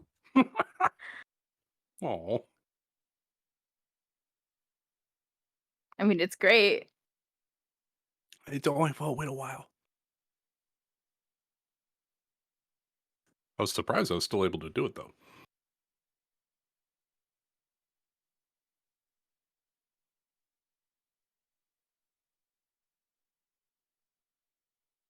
God damn it. That's some sad news. Oh, what? Nothing. Oh, hold on. Everything all right? Oh yeah, no, everything's fine. Right. You said, I got some real sad news, and then didn't say no. She's being dramatic. I see. I'm the sad news. It was me. I'm the problem. Are you okay, Summer? Oh, yes. So you guys can't just be like, oh, it's sad news, and then it's me, and then not say anything. It makes me wonder. And I have a vivid imagination for dark things. I'm just saying. Well, because Doesn't feel good. Rachel is That's always it. like, during, like when we start campaigns, she's like, Summer, our characters have to be friends. And I messaged her, and I'm like, the way that you play Melia, I don't think Valeris and Oh no. and Melia could be. Well, Is there a chance? Is there a chance, like, No. like there's a personality Valeris turnaround? has like a There's total personality switch and becomes a raging bitch. I don't think that would happen. Okay, what if Melia has a complete personality shift because I cannot play another fucking character where our characters do not get along, and I'm like, fuck. Sure you can. It's easy. I just want it to happen. We just. I mean, I wouldn't want to murder you. Yeah. Okay, well that's good. But things change. Well, let's put it this way: you got a lot of time to think about it. Yeah, that's true. Years.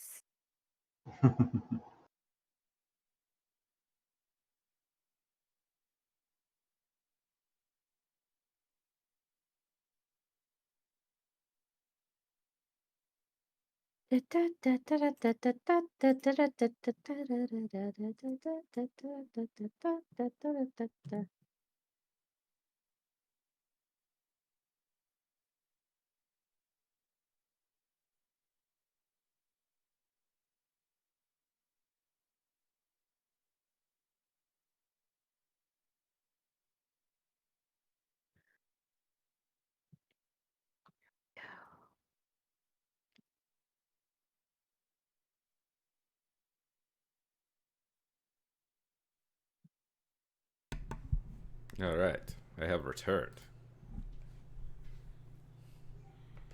How we doing out there? Oh, you know, just delaying the inevitable. Inevitable. Inevitable. Like, this is the second time it could happen. Maybe Oh, somebody. I got a plan. I got a plan for it. Maybe somebody dies this time. Oh, shit.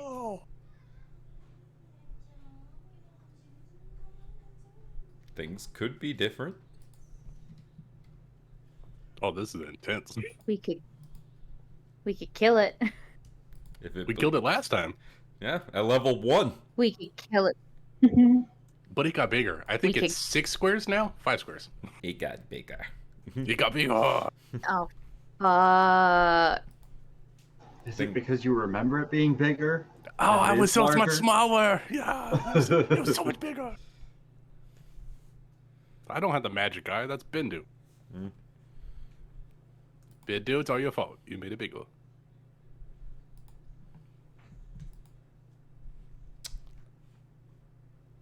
Have you been enjoying this session, Lucas?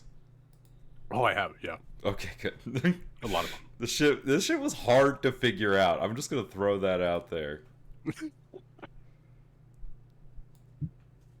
I mean, it's just straightforward time travel. That's all. Yeah. Nothing paradoxical at all. No. I honestly was not expecting me in the tunnel, to be honest, because I don't want another god character. But if it turns out that way, that's cool. I'll be a Time Lord, travel in the universe, and the fucking, what is a police call box? I'll do it. You never know what's gonna happen. Oh my god, I'm gonna get a doctorate, and people just call me Doctor Who. That's my arc. Seems a little. I'll wind up on a BBC. It seems a little lame. I mean, I'll be Doctor down forever.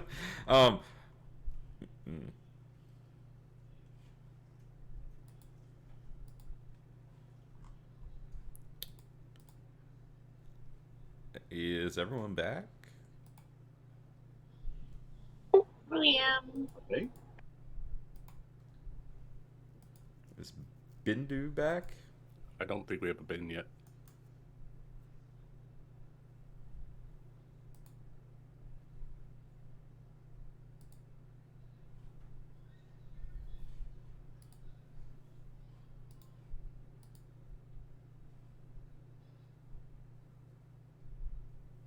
You know, the great thing about this campaign is that we didn't have to pre-build our characters with trauma. Nick gives us to it for free.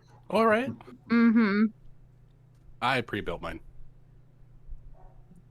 This is just a cherry on top. I like it. I mean, Bindu's fine, right? Oh yeah. Oh yeah, sure. Yeah, totally fine. He's totally fine. Everything's fine. What's wrong with Bindu? He's still got his Nothing yet. everyone in his had a family seizure. is still alive. Like everyone's fine. Like so I don't know what are you guys talking about? And I can't see don't- the I don't like unfathomable how you depths said of the universe. Has anybody else seen Grey's Anatomy? I love Grey's Anatomy. Okay, Yes. Bindu just No. became Mick Dreamy. He got that shock of gray hair. Oh yeah. So he was like hot young man. Now he's hot young man with like maturity. Wait, I'm sorry. There was actually a doctor called McDreamy, or Code That name. was his nickname. McDreamy and McSteamy. There was, McDreamy and McSteamy. Oh.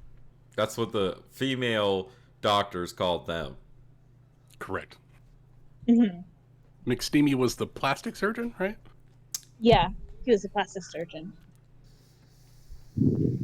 One thing about Grey's Anatomy, there's a lot of cheating on people. A Yeah. whole lot. So much. It's like an episode of Strixhaven.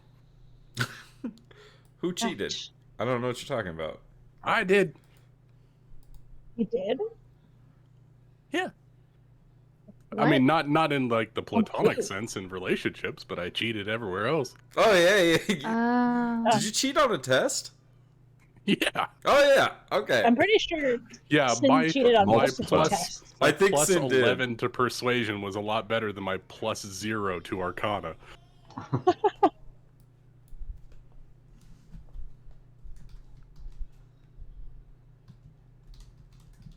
I also double crossed a bunch of people, Oh yeah.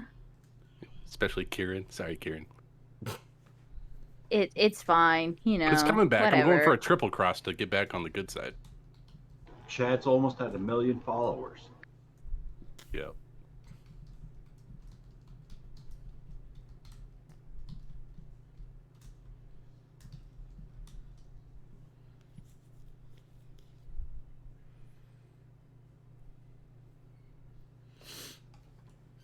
I need.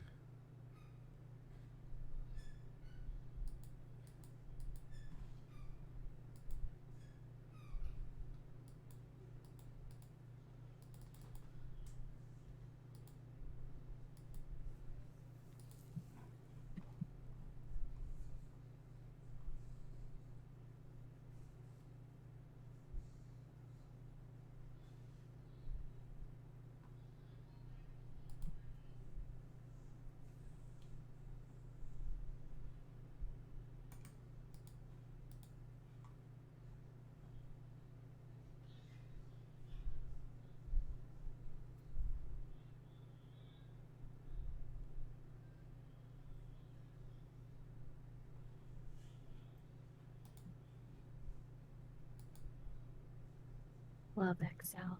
Love it to death. It's so self-explanatory. Spreadsheets. God, I hate Excel sometimes. I hate it. I hate it so much. I got to do a lot of, not a lot, but quite a bit of like advanced formulas and linking and running macros through multiple Excel sheets and through Access and stuff. It's a hassle. Ugh. I just put it on. I just put it on my resume because I know I could teach myself just to do the basics of Excel on YouTube. I mean, honestly, I think it's one of the biggest lies everyone puts on their resumes. No one knows how to work Excel. That's what Google's for. Guys, what's up, Ben? That's like half my job. Are you the guy that makes? Are you the guy that makes the spreadsheets, Ben? Like the sacred spreadsheets? I have made a few sacred spreadsheets. Yes. That like the sacred spreadsheets that like shall not be fucked with, like those kind. Yep. I don't have any of those, but I've fucked with some pretty nice ones.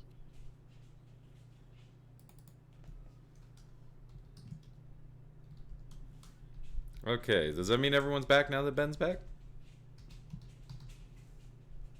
I think the only one I haven't heard talk is Amanda. I said I was back first. Oh, there, we're all here. Quick, die. I mean, don't die. I mean, Jethro, take it away. You're up first, dog. All right, Jethro's gonna walk over. Could die sooner. I'm gonna solve my focus problem right here, Nick. So Jethro's gonna walk over to a jutting piece of amethyst, and he's gonna grab it, break it off, and then point it at the creature and cast Amethyst Flare. I'm gonna cast Fairy Fire on it. I mean, that was cool. I need a DC 15 Dex save, please. Boop. He got exactly 15. Well, hell. Okay. Fine. I'm going to use the power of Chronergy as a reaction to cause you to reroll that. I did give you that power, didn't I? You did. I got a natural 20. Well. Oh. Run away. So Jethro is just going to.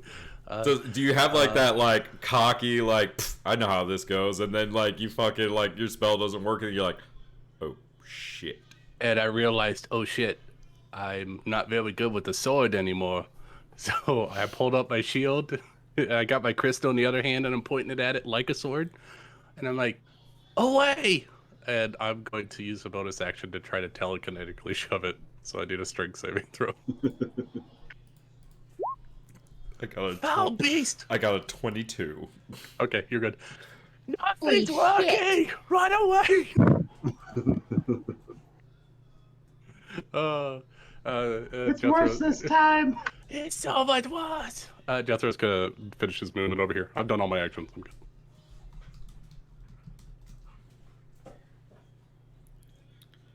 Okay.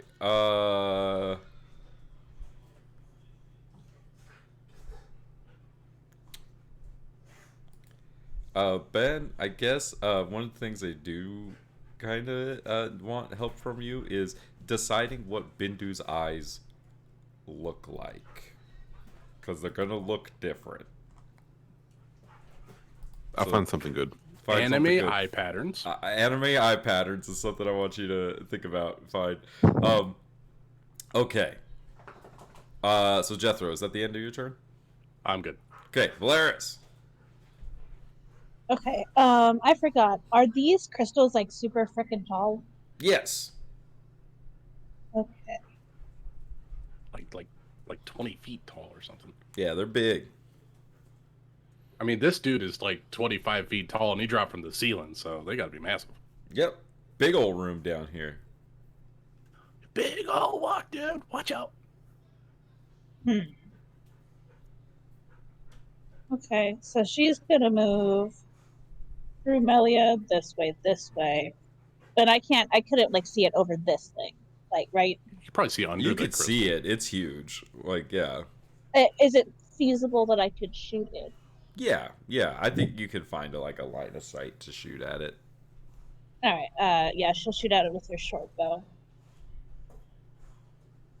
18. 18's gonna hit. Whoa! For oh, I forgot about sneak attack. Although I didn't hide, so yeah, I could hide. You could hide. You want to roll a stealth check? Oh, check. What kind of rogue are you? Inquisitive. Oh, okay. You can bonus action do the thing. Oh, I could bonus action do that. Yeah. You could set it up. Try to set it up now for your next turn. I mean, you're still learning how to play this character. You can change what you want to do if you want to change it. I mean, 9 piercing damage without the sneak attack is still pretty good. It's really still pretty good. So I'll do that, and then that stealth roll will be bonus action. All right, you can see its eyes kind of following you. Bixies. Oh, I needed to roll for fire. That girl is on fire. I thought I changed this one, but I didn't think I did. Well, she died, so. Okay, I'm going to cast Spike Growth right in the center right here. How big is that circle? 20-foot radius. Are you under it, Jethro? No, I'm down to the south. Okay, I was like, oh no, wait. Okay. There you go, Nick. I got you a circle on the map. Sammy, why are you barking? Why is Because Sammy barking? Spike monster. No, lay down. You've been spiked. Oh, it's because it's 5:30. God, how do you do that? Dogs, no. She's like, bitch, it's time to feed me. I'm gonna say Bixes and fire go one right after the other, because that's how they do. That's how they do. That's how they did. In this moment. Wait, what do you mean? What's gonna happen? Can someone draw a circle so I can let go of my mouse, please? Oh. I thought after last time, I thought they stayed. No, that's a bug. It's just for measuring. Yes, all the circles. Spike growth. Ooh ha ha. All right. Inside the green and black, there are spikes. Crystal spikes. And would you like to move? And you have a bonus action. Yeah, I'll move to here, and then I don't think I can do anything for my ones. Nope, I'm good. That's good. Okay, and then the spike growth. The area when a creature moves into or within it. Okay, so it doesn't take the damage until it moves. Got it. Okay. All right. Fire is gonna go right.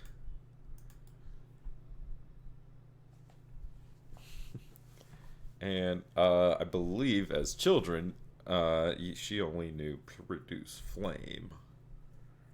So she's gonna try to flame this thing. 23. Damn, fire. Okay. Damn. 2 fire damage.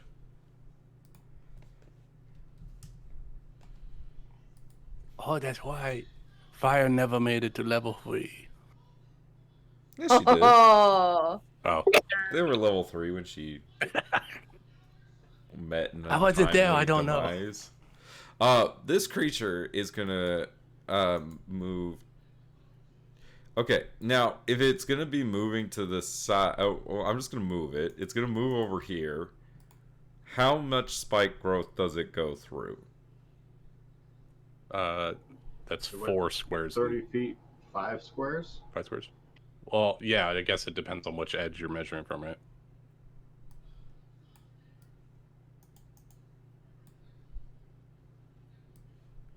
I mean, I guess he goes like.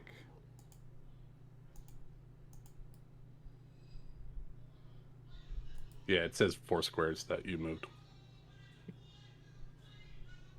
Okay, so then that's 4d4, or is it 8d4? 2d4 for every 5 feet. So 20 feet, that's going to be 8d4. All right. Roll that 8d4 spike growth damage. Come on, Amanda. 8d4 damage. Whoa.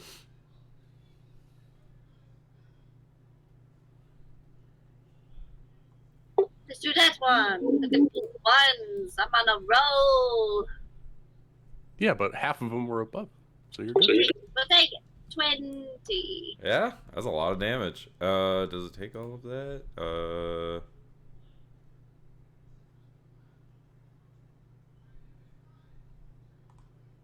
Yeah, it does. And what's its movement, Nick?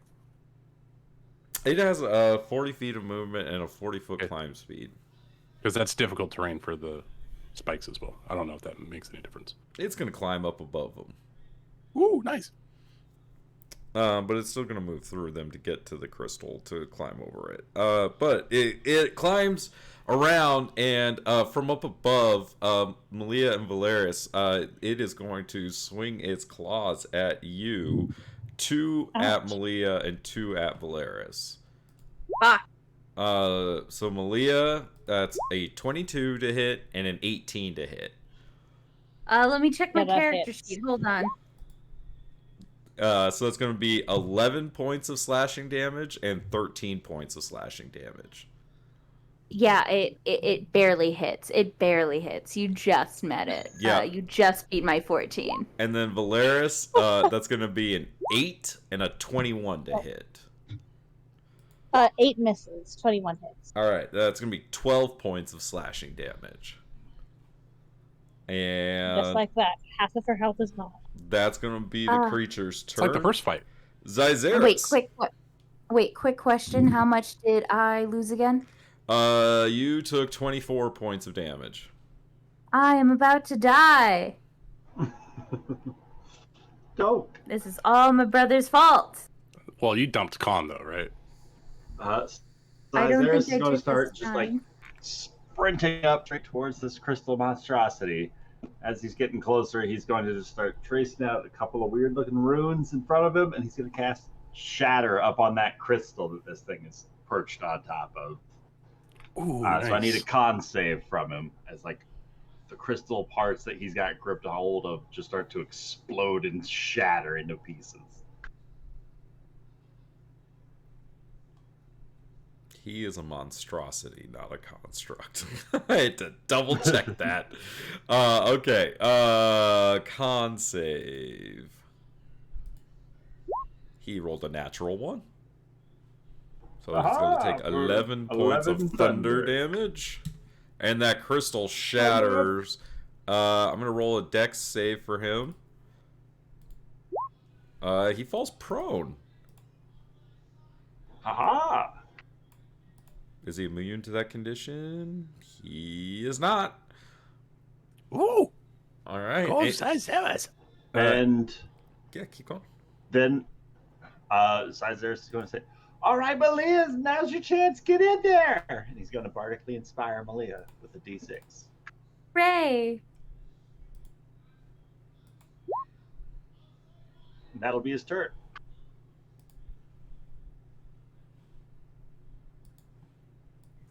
Oh, just for devil's advocate, big monster guy saw through the 11 on Valeris' stealth check, right? Yes. Okay. Cool. He rolled a 15 on that. Yeah, figured. All right. Malia. Well, I wanted. Will I still get an attack of opportunity if the monster is prone? If you move away from it? Yes. Yeah, it could still swing at you. But it'll be at disadvantage because he's prone. I like my chances. I'll do that. You're a hero. He rolled a natural 1. Fuck yeah, I'm going to move 30 feet to over here. I want to cast a spell, but I could pop... I don't want Valeria to hate me, so probably not a good idea to do Hail of Thorns.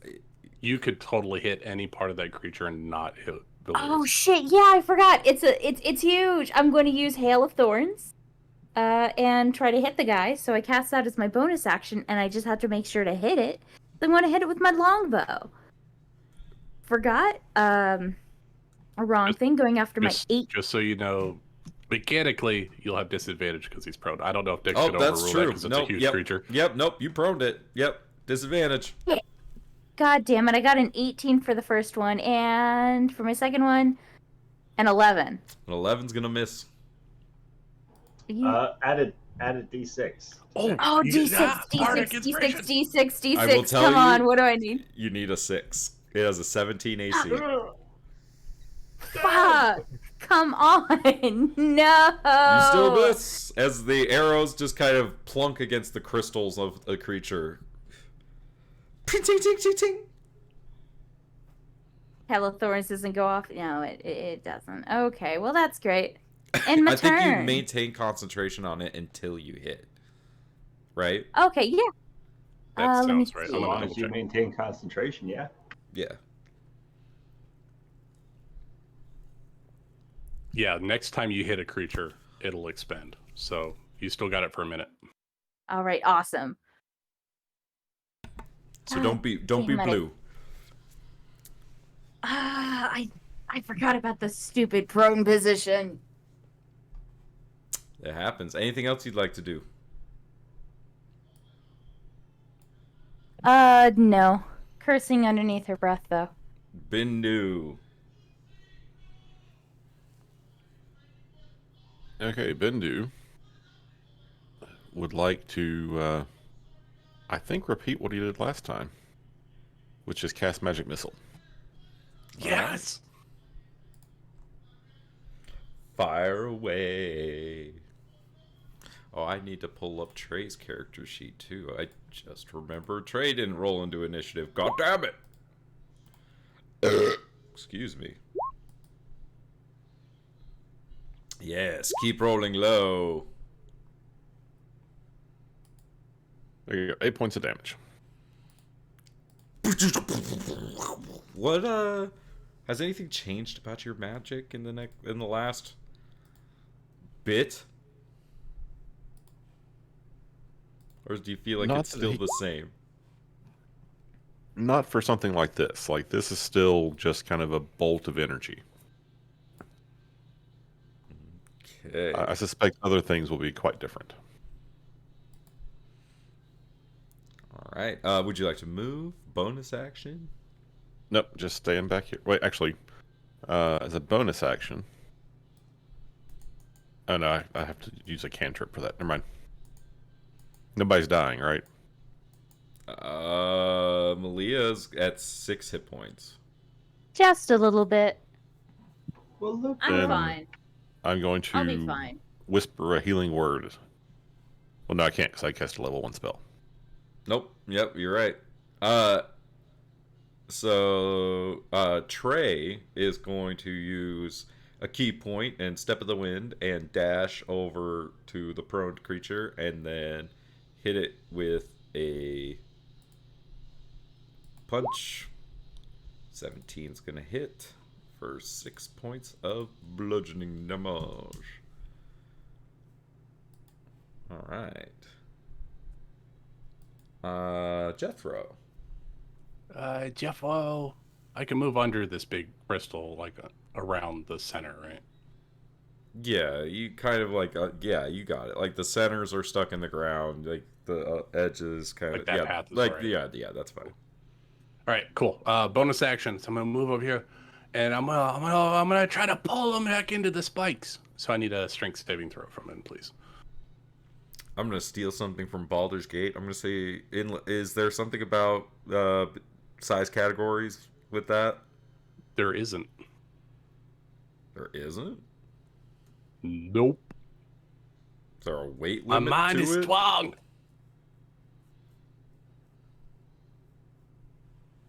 I'm sorry, what? Is there like a weight limit to it? Or there's no limit to pulling? No, I can try to telekinetically shove one creature I can see within 30 feet.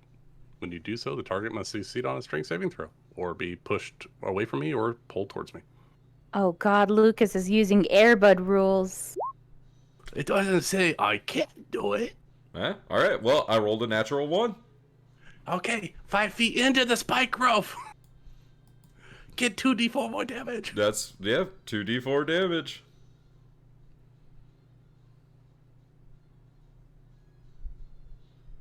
That's for Amanda. 2d4 damage. Oh, got you. Sorry. You said just 2 this time? Correct. Yeah, he only moved 1 square, so 2d4. But he rotated. But he rotated. 6. Damn. So I'll pull him in, and then I'm like, good job, everyone! And I'm going to see what Bindu did, and I'm going to also cast magic missiles, but his is converging fractals! And I'm going to cast first level magic missile.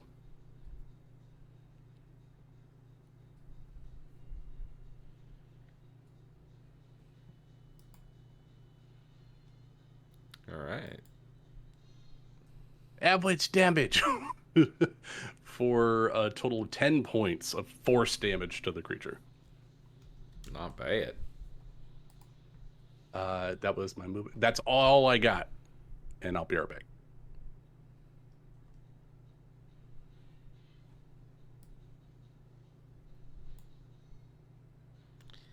All right.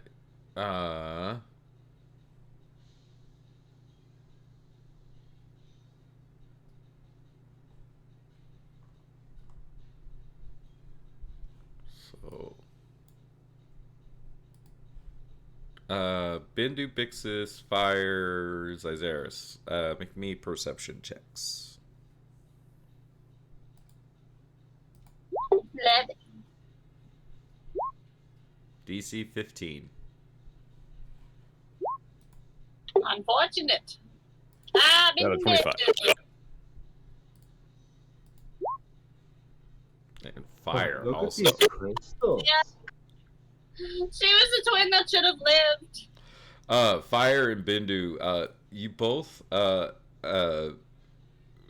look above you, and you see this other creature crawling across the ceiling. Yeah. Oops, I meant to make it crawl. There it goes. And with its action, it's going to drop down. Yeah, because it had to dash to get all the distance over there. So it's going to drop down on top of the two of you. And that's going to be its turn. Valeris, it is your turn. Mm-hmm. As something, well, that Valeris doesn't know is odd has happened. Indeed. Valeris, she's just going to move a little bit so she's not as blocked by the crystals. And she's going to swing at this thing with her rapier. Yeah, you have advantage because it's prone. I do. Because they did 18. 18's going to hit. Roll some damage. For 11 piercing. You rolled with advantage, so your sneak attack's going to count. So 22. Ooh, so 22 total. You start to see the cracks in the crystals across this creature's exterior. If it's prone, does it still get opportunity attacks? Yes. Okay, bonus action. I'm gonna use my cunning action to disengage. Don't believe you need to do that because it used its opportunity attack against Malia, and it didn't have a turn yet. Yeah. Okay. It already used its opportunity attack. For some reason, I don't think I was here for that. Okay, cool. So then I don't have to disengage. and I will instead go back here. Oop, bonus action hide instead. Yeah, stealth check. 26. 26 is much better. Then 11. Yeah, it's much better. Much better.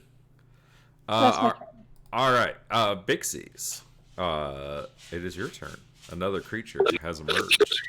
This changes things. I guess I'm gonna target this one now, and I'm gonna use guiding bolt.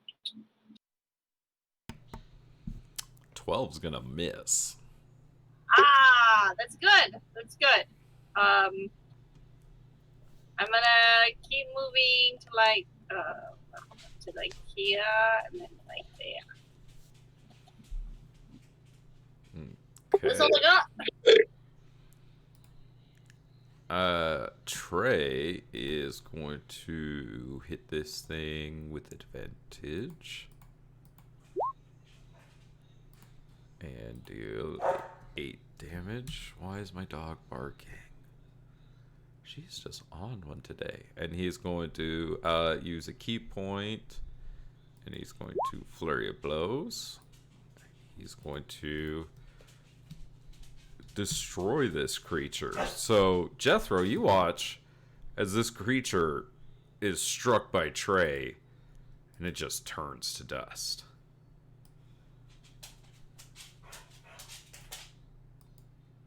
Something's different this time, Jethro.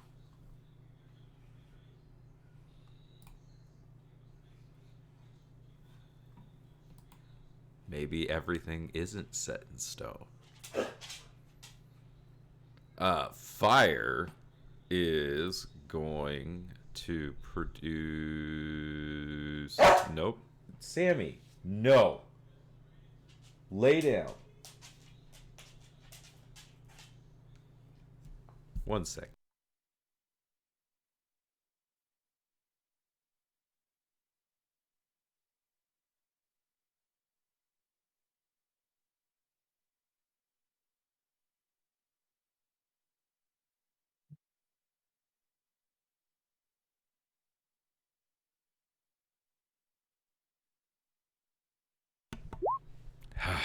My dog. All right. Fire is going to cast Moonbeam.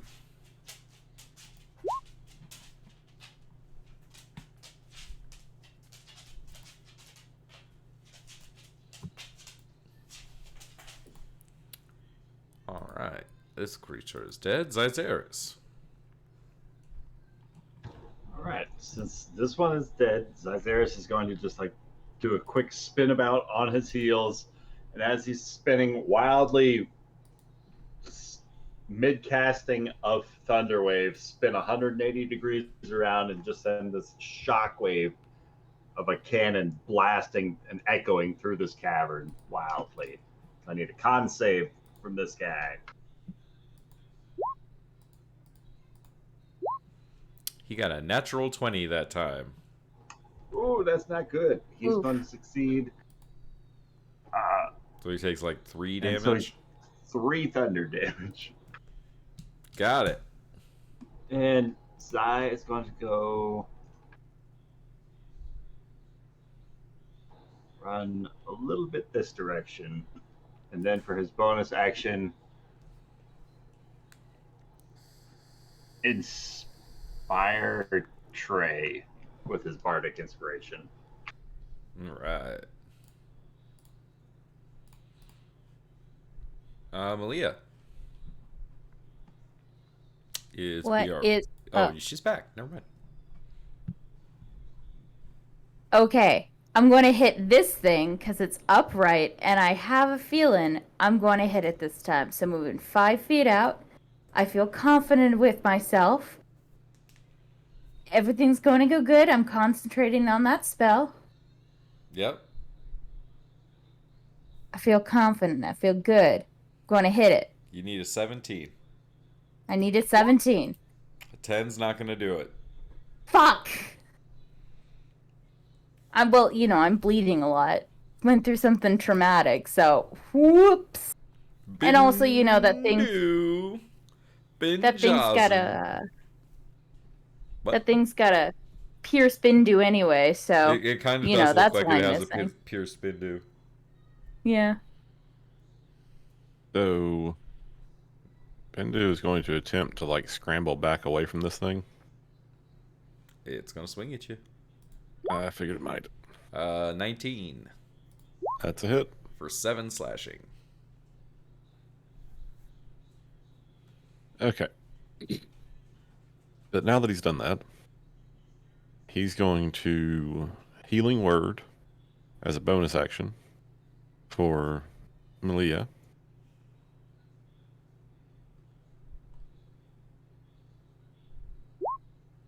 That's 7 points of healing for her. Bad news. What's that? The range on Healing Word is 60 feet. You are 90 feet away from her.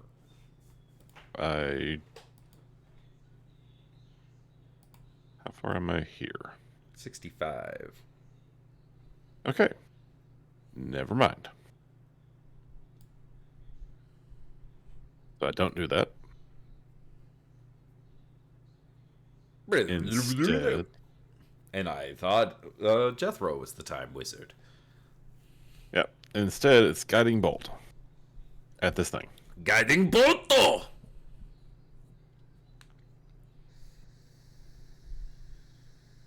Oh, that's not going to hit. No, natural 1 is not going to hit. Anything else you'd like to do? Nope. Jethro! Jethro, let's go. Jethro on 2 legs. He said that he had to step away for a moment. Ah, I see. I've been trying to talk. My mic's been muted. Oh, I'm here. there he is. Go ahead, Jethro. Jethro Tull. Jethro Tull is gonna move with the sound of a flute, 30 feet. And I am going to try to move. What is that black circle in the center of him? Moonbeam. Ooh, sweet. I'm gonna try to pull him away from fire. So I need a strength saving throw, please. 16. Hey, he succeeds. Oh no, I can't pull him. Watch out. And then I'm gonna do the only thing that. Oh, you know what? I have actually something cool.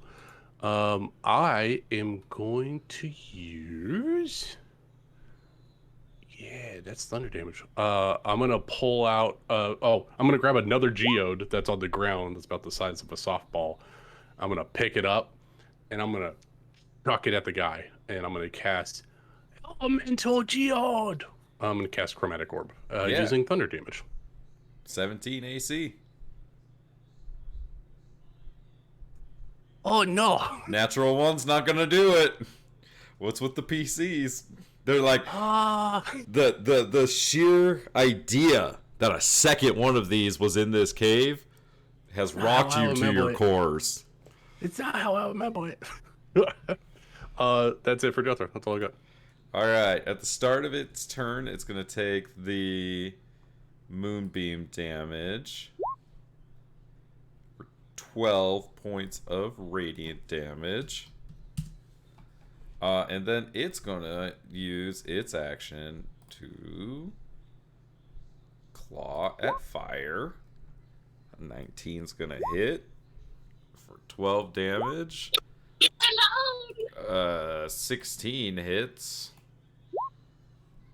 for 11 damage, and that puts fire down.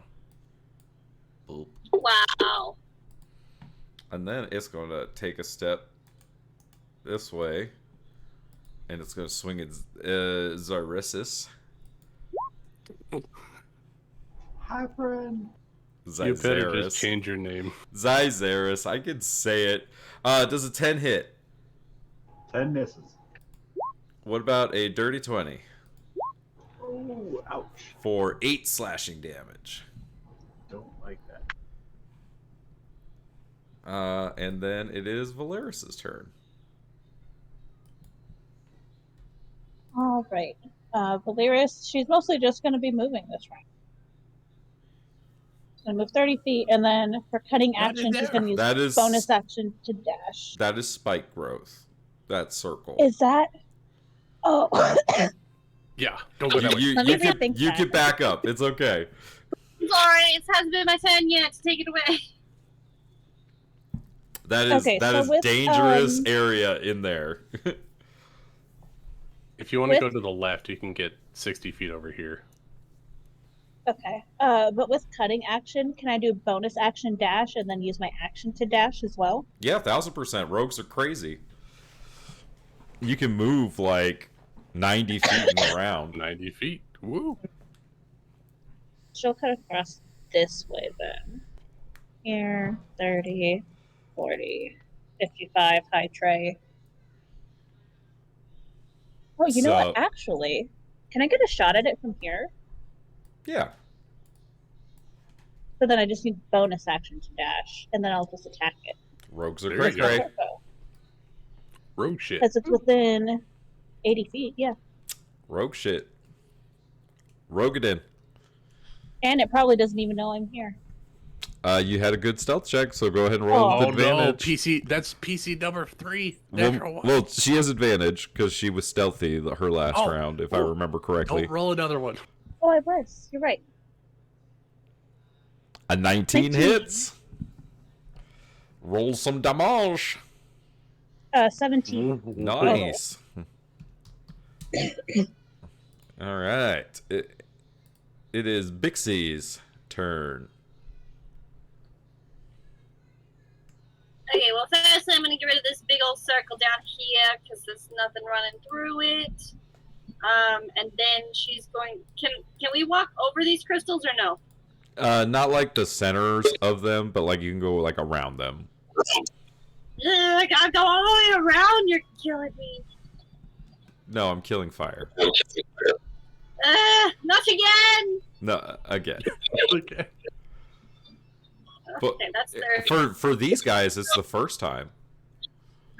And then she's going to look over to fire, and she's going to cast Healing Word on her. She's running that way. All right, she's back up with 5 HP. She doesn't care about anyone else in here except for.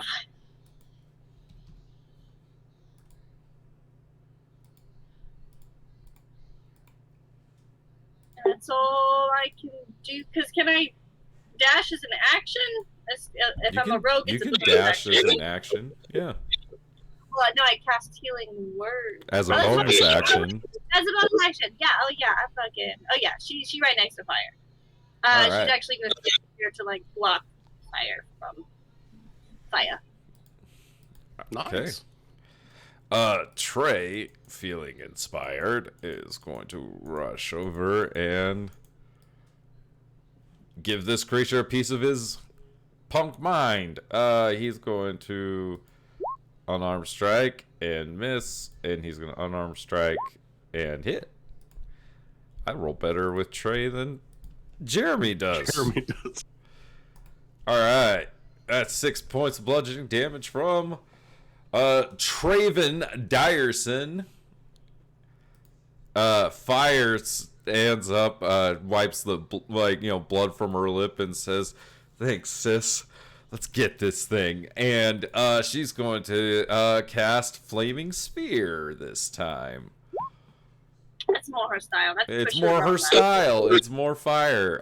So she's gonna cast it, and she's gonna ram it, ramming speed into this thing, and it needs to make a dexterity saving throw. And it got a 7, which is a failure. Woo! And so it's gonna take 5 fire damage from fire. Oh, nice. And it is its turn, and it is going to roar and shake the cavern as the crystals begin crashing around, and it's going to swing at Zyzeris for 12 to hit. 12 misses. 23 Oh, definitely hits. for 8 slashing damage. 19 for 13 slashing damage. Ooh, Zy goes down. And then he's going to swing at Trey, and a 9 is going to miss. I would like to use my chrono shift on the 19 that hit Zyzeris. Okay. Is that your last chrono shift? That'll be my last one for the long rest. Yeah, you can absolutely do that. All right, So reroll that, please. Rerolling. I got a 25. Yep, sorry. Ouch. For more damage. 15 damage. I am so bad at this. I just Zyzeris, I need you to make me a death saving throw. You got it. 10. That's a success. Right? I think so. Yep. I think so. 10 or better. All right. Malia, it is your turn. I'm going to hit it this time, guys. I'm going to hit it. I'm going to actually do something, and I'm going to fucking hit it. I believe in you. I believe in myself. We believe in you. Come on, I just need a 17, please. Oh my god! That's a natural 20. That's a natural 20. And also, I was concentrating on that one thing. What was it called? Hail of Thank you. Hail of Thorns. I think I said and it you up get double right. damage on the Hail of Thorns, too. Don't forget that. Yep. Is that correct?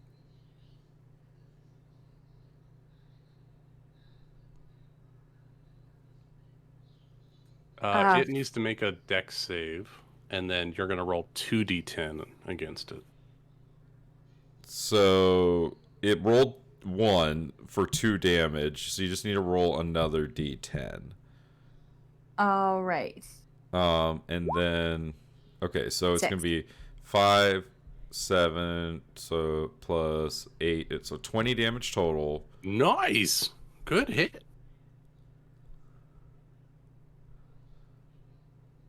What is that, 3? Oh, My it still die, makes please. the dex save. Okay, got it. Oh, okay, so it made the dex save, so it's going to take half of the Hail of Thorns, so it's going to take 4 from that, so it's going to take a total of 16. Okay, still a lot. Ah, damn it. Come on, Bindu. Your Hail of Thorns rains down. Would you like to move? Or use a bonus action? I'm gonna cast it. I don't really have a bonus action, so I'm good.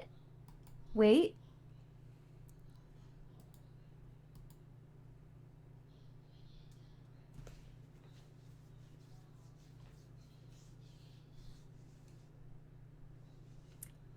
No, I'm good. Bindu.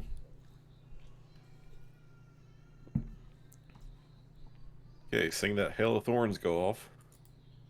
Bindu, this thing looks pretty injured. Getting there. Alright, it's time for another magic missile then.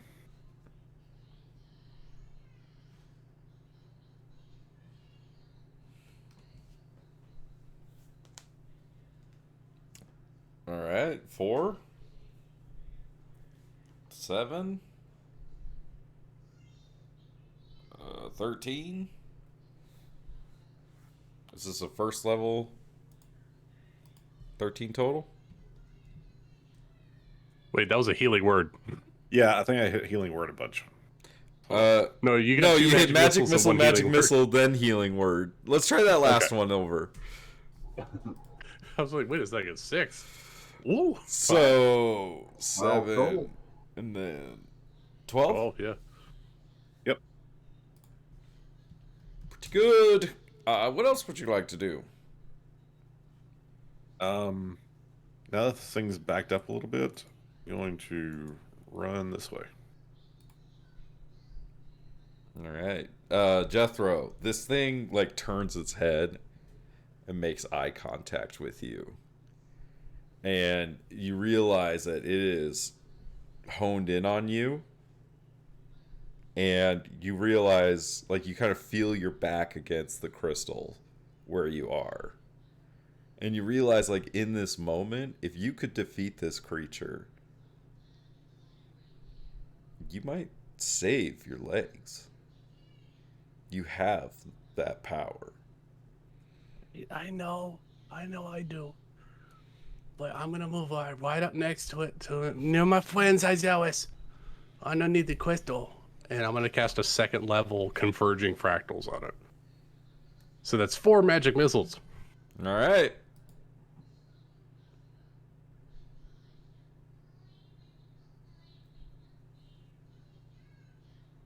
Uh, 11. All right. 9. Right? No, that's 7. Yeah, 11. It was 2, 2, 4, 3. Yeah, right? yeah, that's right. Yeah. Yep. All right. Bonus action? Yeah. I'm going to attempt to shove this creature. So I need a strength saving throw, please.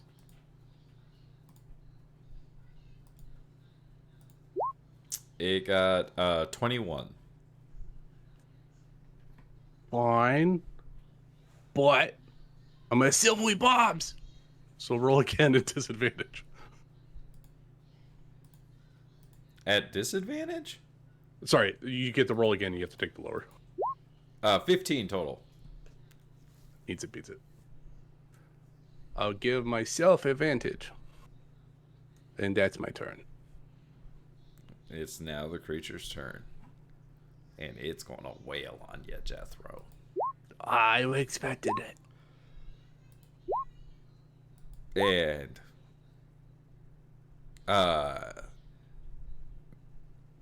you feel as each of these blows impacts you 10 slashing damage, 5 slashing damage, 8 slashing damage, and another 10 slashing damage.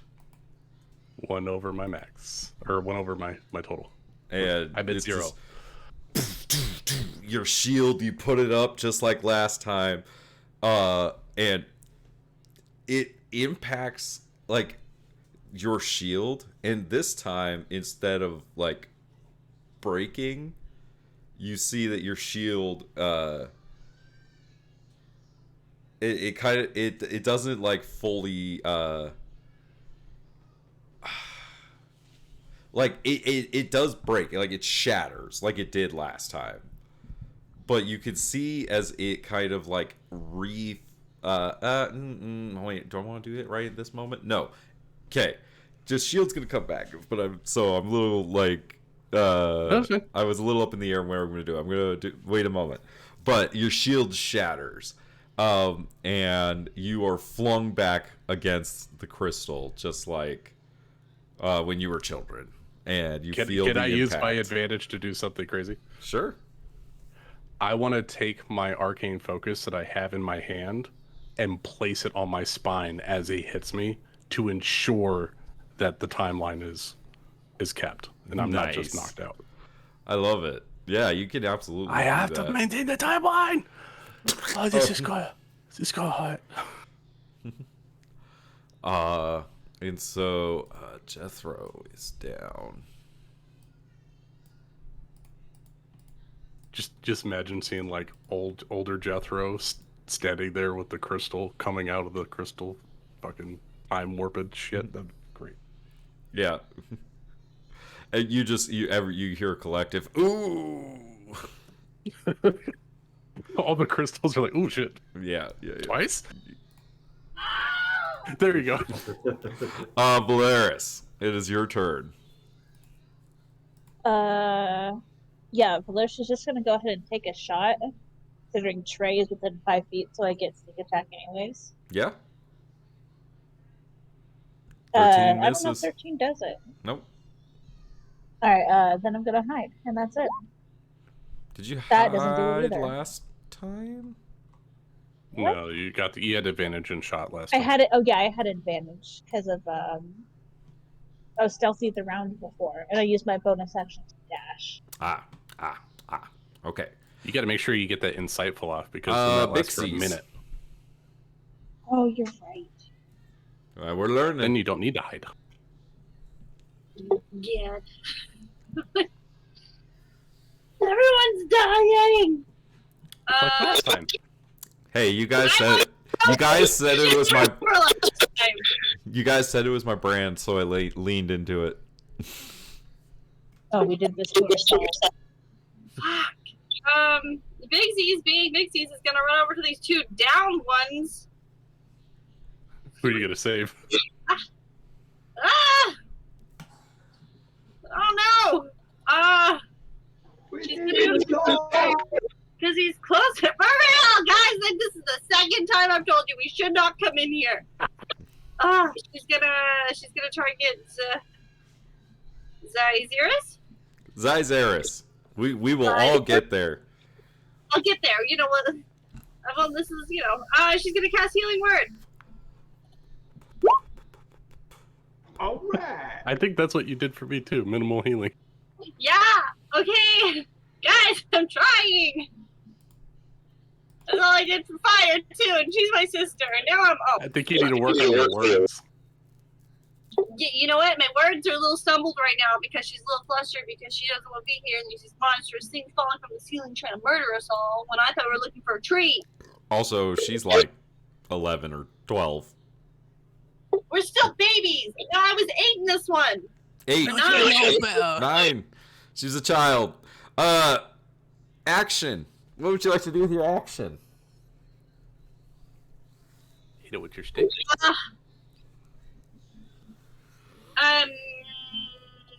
Can I casually? That was a bonus action too.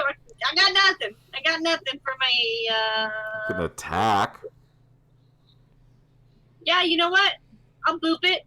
I'll boop it with my quarterstaff. It always works out well for me. Oh my god. Bixie's you like swing your quarterstaff and it just breaks against this creature's crystal's hide.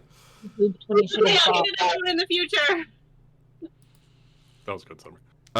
You could wild shape. You know what? She actually couldn't at this point. That's true. All right, Traven is going to be played by the Dungeon Master today, and is going to swing 23 hits for 9 bludgeoning, and he's going to use his final key point. How many fucking key points do you have? 3. 3, yes, final key point. To flurry of blows. 18 is going to hit for 9 bludgeoning damage. Sheesh. Oh my god. GM is 21 hits. So that's what, 18, 24 damage from Trey. Sheesh. And then it's gonna be Fire's turn, and Fire is going to ram this flaming sphere into a motherfucker. Motherfucker is gonna roll a dexterity saving throw and roll a natural 1. So Fire is gonna deal 5 points of fire damage, which is going to be the remaining amount of this creature's HP as it crumbles to dust. And the scene around you all, Bindu, Malia, and Jethro, it kind of fades away, and Jethro, you as like kind of like you feel your bodies, all of you kind of feel as you're like this whole experience kind of falls away, and it's just like those kind of spirit forms are falling, and then you feel yourselves all just kind of like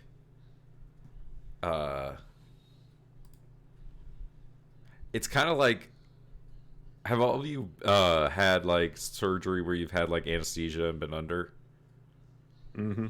It's kind of No. like Yes. it's like kind of like waking up from that, where it's like hazy, fuzzy, not 100% sure what exactly is going on or what happened.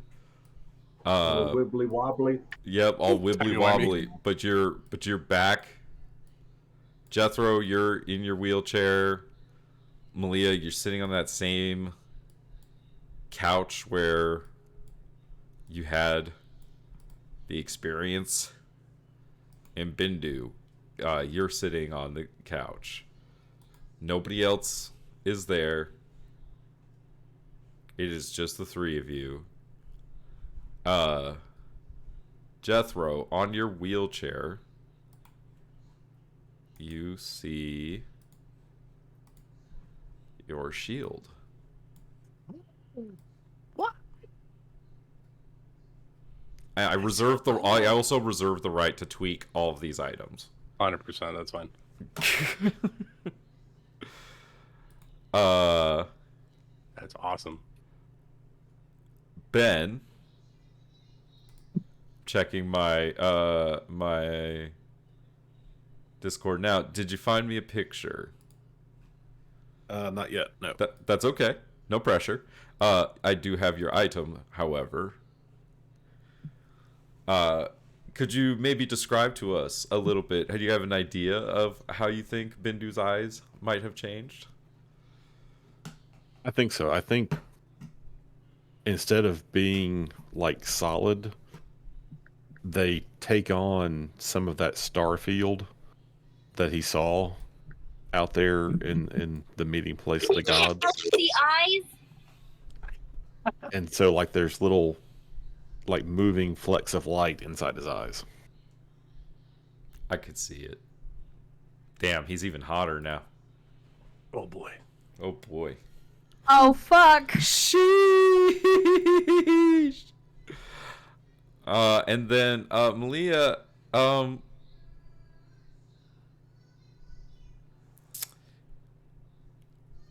just because I'm handing out items, well, do you? Maybe I'm going to hold on to this one. Maybe I'm not going to show you this yet. I'm not going to show you this yet. Aw. But Malia, you feel that connection, that presence, that bond, it still persists, still there. And all of you remember what just happened also.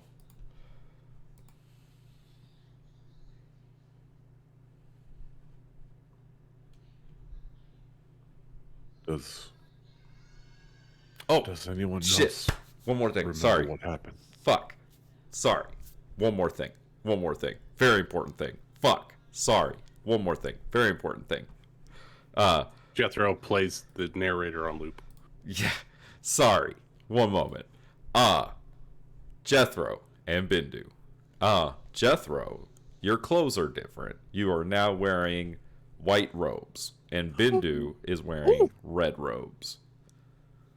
And both of you need to add the feet. One of you needs to add adept of the red robes, and one of you needs to add adept of the white robes. I don't care Good that job, Bandu. yeah, I don't care that it says prerequisite 4th level. I assume this means we passed. Yeah, I do believe that we passed, Bandu. Do you know what happened? Well, I don't want to sound too full of myself, but I saved myself from that terrible accident in the bazaar. I was pulled out of time. It was quite strange. Yourself told you that you also saved Bindu. Oh, and apparently I also saved you. Time. It's what I've been studying. You know this. It's weird. Yes, but I never suspected, and Leah, did you also experience this? You weren't part of the test. Um, look, I don't know. Can you show me where you took the test? Because I don't know where my brother is, and I know he's a dick and everything, but apparently he needed help. So can you just get me to the direction of where my brother is? Bindu and Jethro make perception checks. Bindu, if you checked your new item, you should be making that since it is a relying on sight with advantage. A flat 10 for me. All right, Bindu, you notice that Malia has one eye that is her normal eye color, which you are very used to looking at, and one eye that has changed eye colors to the color of her same color of eye her brother has. Leah,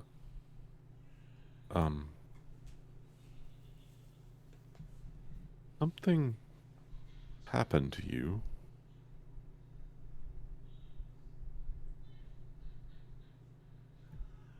What? What do you mean, what happened? You said your brother needed help. How did you know?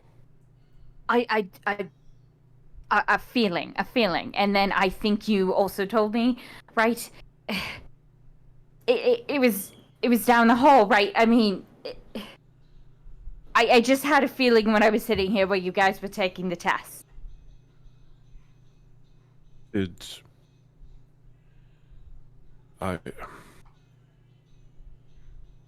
And he looks around. Is there a mirror anywhere? Yeah. Come with me, Malia. And he takes her over to the mirror.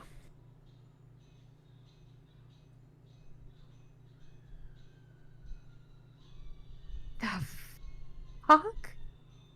What's wrong with my eye?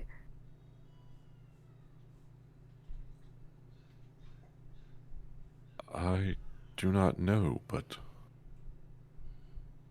it has the look, for some reason, of your brother's eyes. What happened in there? Last time you were in the test, what happened? Malia, as you look up into Bindu's eyes, his eyes look different too. What happened with your eyes? And I look in the mirror, and I did find an image to send you, Nick. Ooh, I'm excited.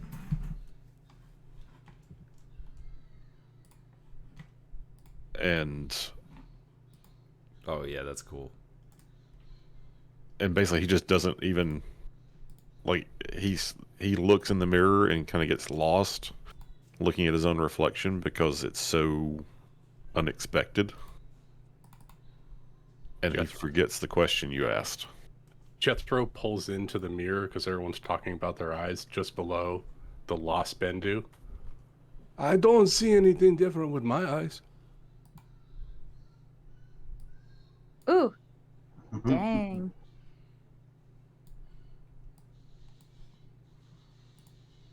That will be RB. Sorry. Oh, I mean, After Bindu Malia also kind of gets has. over the shock of what happened. Don't forget, sorry. Bindu also has this white streak of white going through his hair now in his beard. Oh shit. Lest we He's gone forget Mr. Fantastic. his brush with Forever. Oh. Well, that's Can- new. Can Malia just bolt down the hole towards a hall, towards the testing center? Sure. Or the testing area? Sure. Yeah, you bolt down there. You make it to the room that they walked into. Jethro will wheel behind.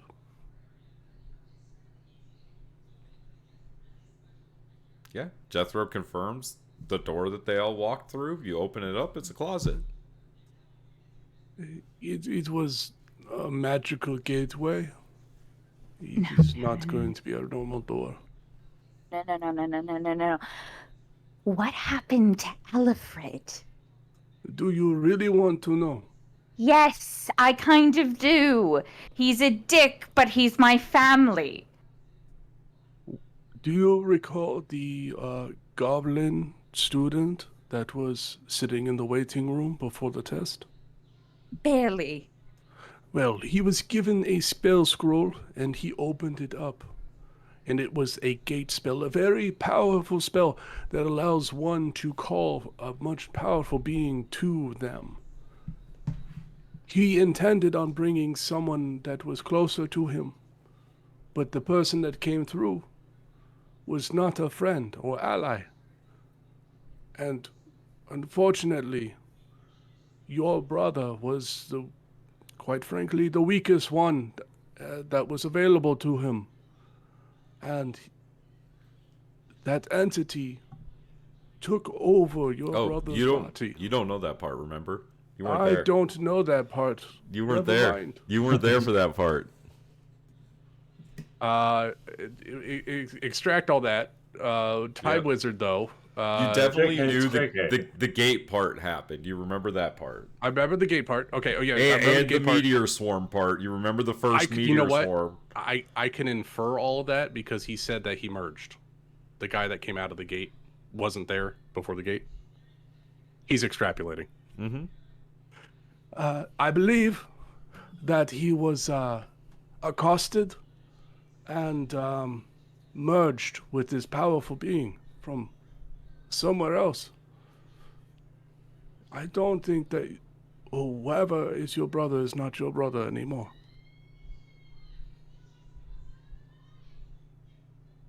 I am terribly sorry, Melia.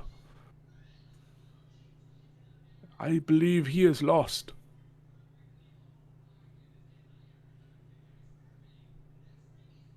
So let me get this straight. My brother is gone, essentially, right? Yes, I do believe the person that you knew as your brother is gone. Yes. The body might be there somewhere, maybe. But I don't think that who he was is there anymore.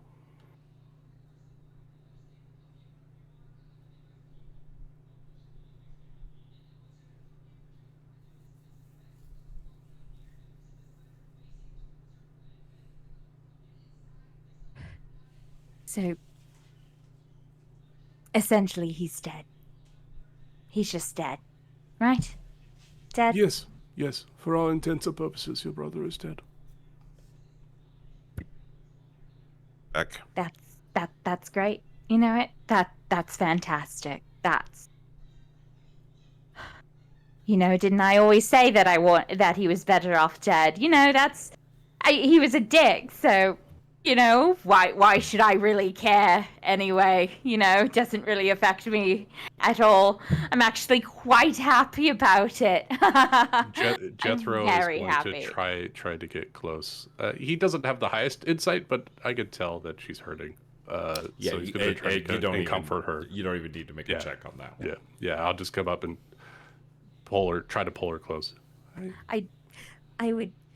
It's okay. I don't want to be touched right now. I kind of want to talk to someone because, I kind of have to bring back something to my family, don't I?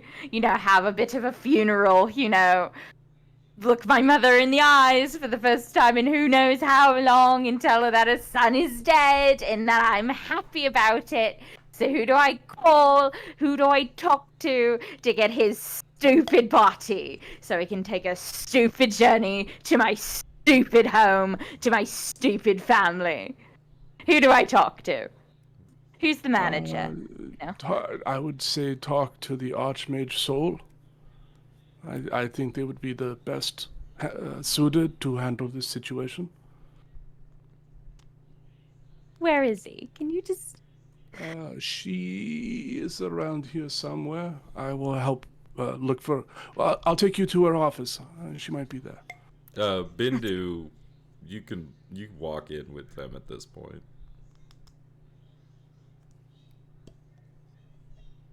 So I guess maybe I would have overheard the conversation. Oh yeah, And yeah. And you also know, very often with these tests, there is no body. Yeah. Leah, I mourn with you that your brother is gone. But there are none who take this test that do not understand the risks.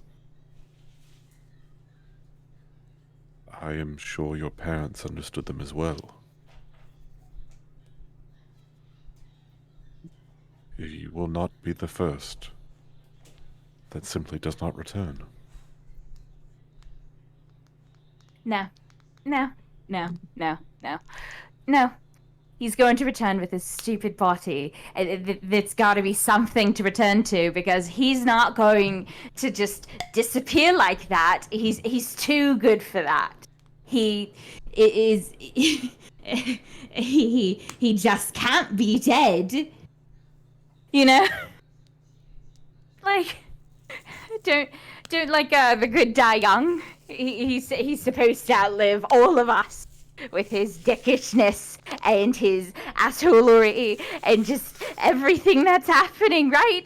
Everything that he's done to torture me. He's supposed to not be dead, right? And I'm not supposed to feel sad about it.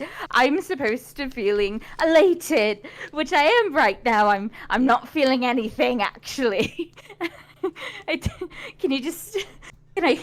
I just need to bring home his body. I just need to bring home something. And Bindu's going to, like, approach her and just, again, staring into her changed eyes with his changed eyes. And hair. Don't forget the changed hair. He's super serious say, right now. He may not be gone. He may someday return. We do not know. But right now, we must accept we may never see him again. And he's going to just come up and hug her. Oh. At that point, she just starts bawling. Yeah.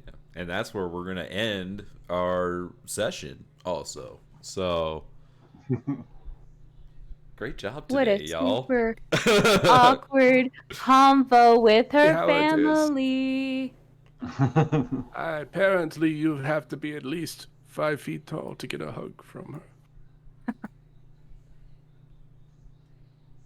Whose life is going to go through some trauma next? Well, last but not least, we have Zyzeris. Oh, that'll be fun. It will be fun. So everybody for the next session needs to make a circus character, right, Ryan? Yeah. So, like a carny? You gotta make a level 3 carny. Traveling circus.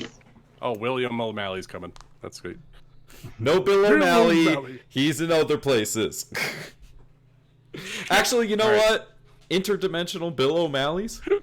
Could we Pumat Soul Bill O'Malley? Yeah. Yes. I like this idea. My name is Bob. Make it. You know what? Make it so. Wait. Bill O'Malley is the one with Ruby. What is it? Mad Max, right? Yeah. Yes. If Luke No, can do you that, cannot can play I bring Rubik's the cube? No. God No. damn it! No. I'll bring a new Hard guy. no. I'm not gonna bring Bill O'Malley. You Can I bring do his cousin. peppercini? I mean, it fits puppet? because it wasn't Pinocchio. I never saw. I only saw Pinocchio once because it No, scared he me as a went to child. the island of lost toys, right? Whatever. No, the thought he was Stromboli in a had a circus. circus. Oh, that's right. Yeah. Yeah. Traveling wagon. I'm fine with it. Yes! Peppercini rides again. That Peppercini, or Paparazzi at least has 2 legs, 2 arms, and a face, unlike Ruby. He's got He's 4. a real Wait, boy. he's got 6 faces. Don't be mean. I Yeah. didn't know What you about were the so- 2 arms and 2 legs? What were you saying, Ben? I was gonna say I can't believe you're so facist, but then Rachel was like, "But he has 6 faces." Mm-hmm. He's just jealous.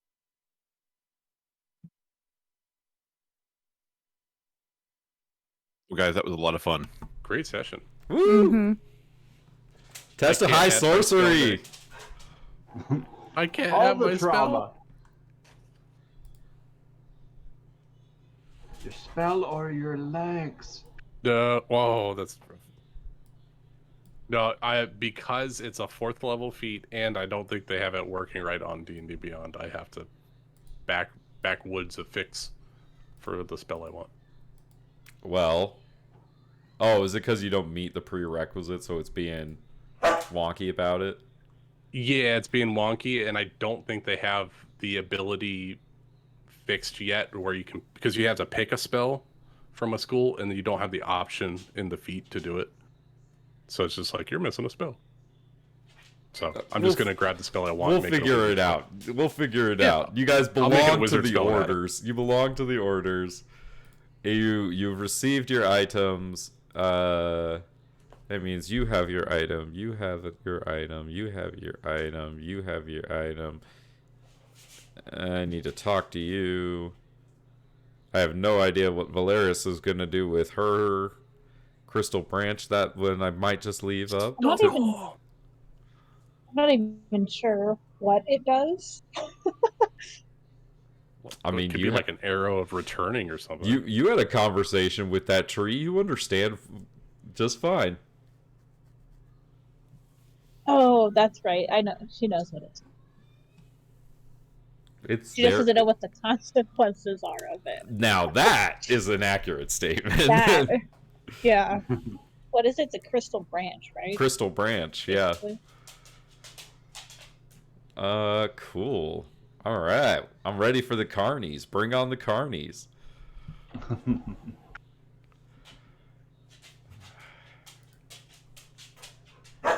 All right, Sammy. All right, I'm gonna go take care of my dog so she stops barking at me. Night, everyone. Nice. Night, everyone. Hi, everybody. Good night,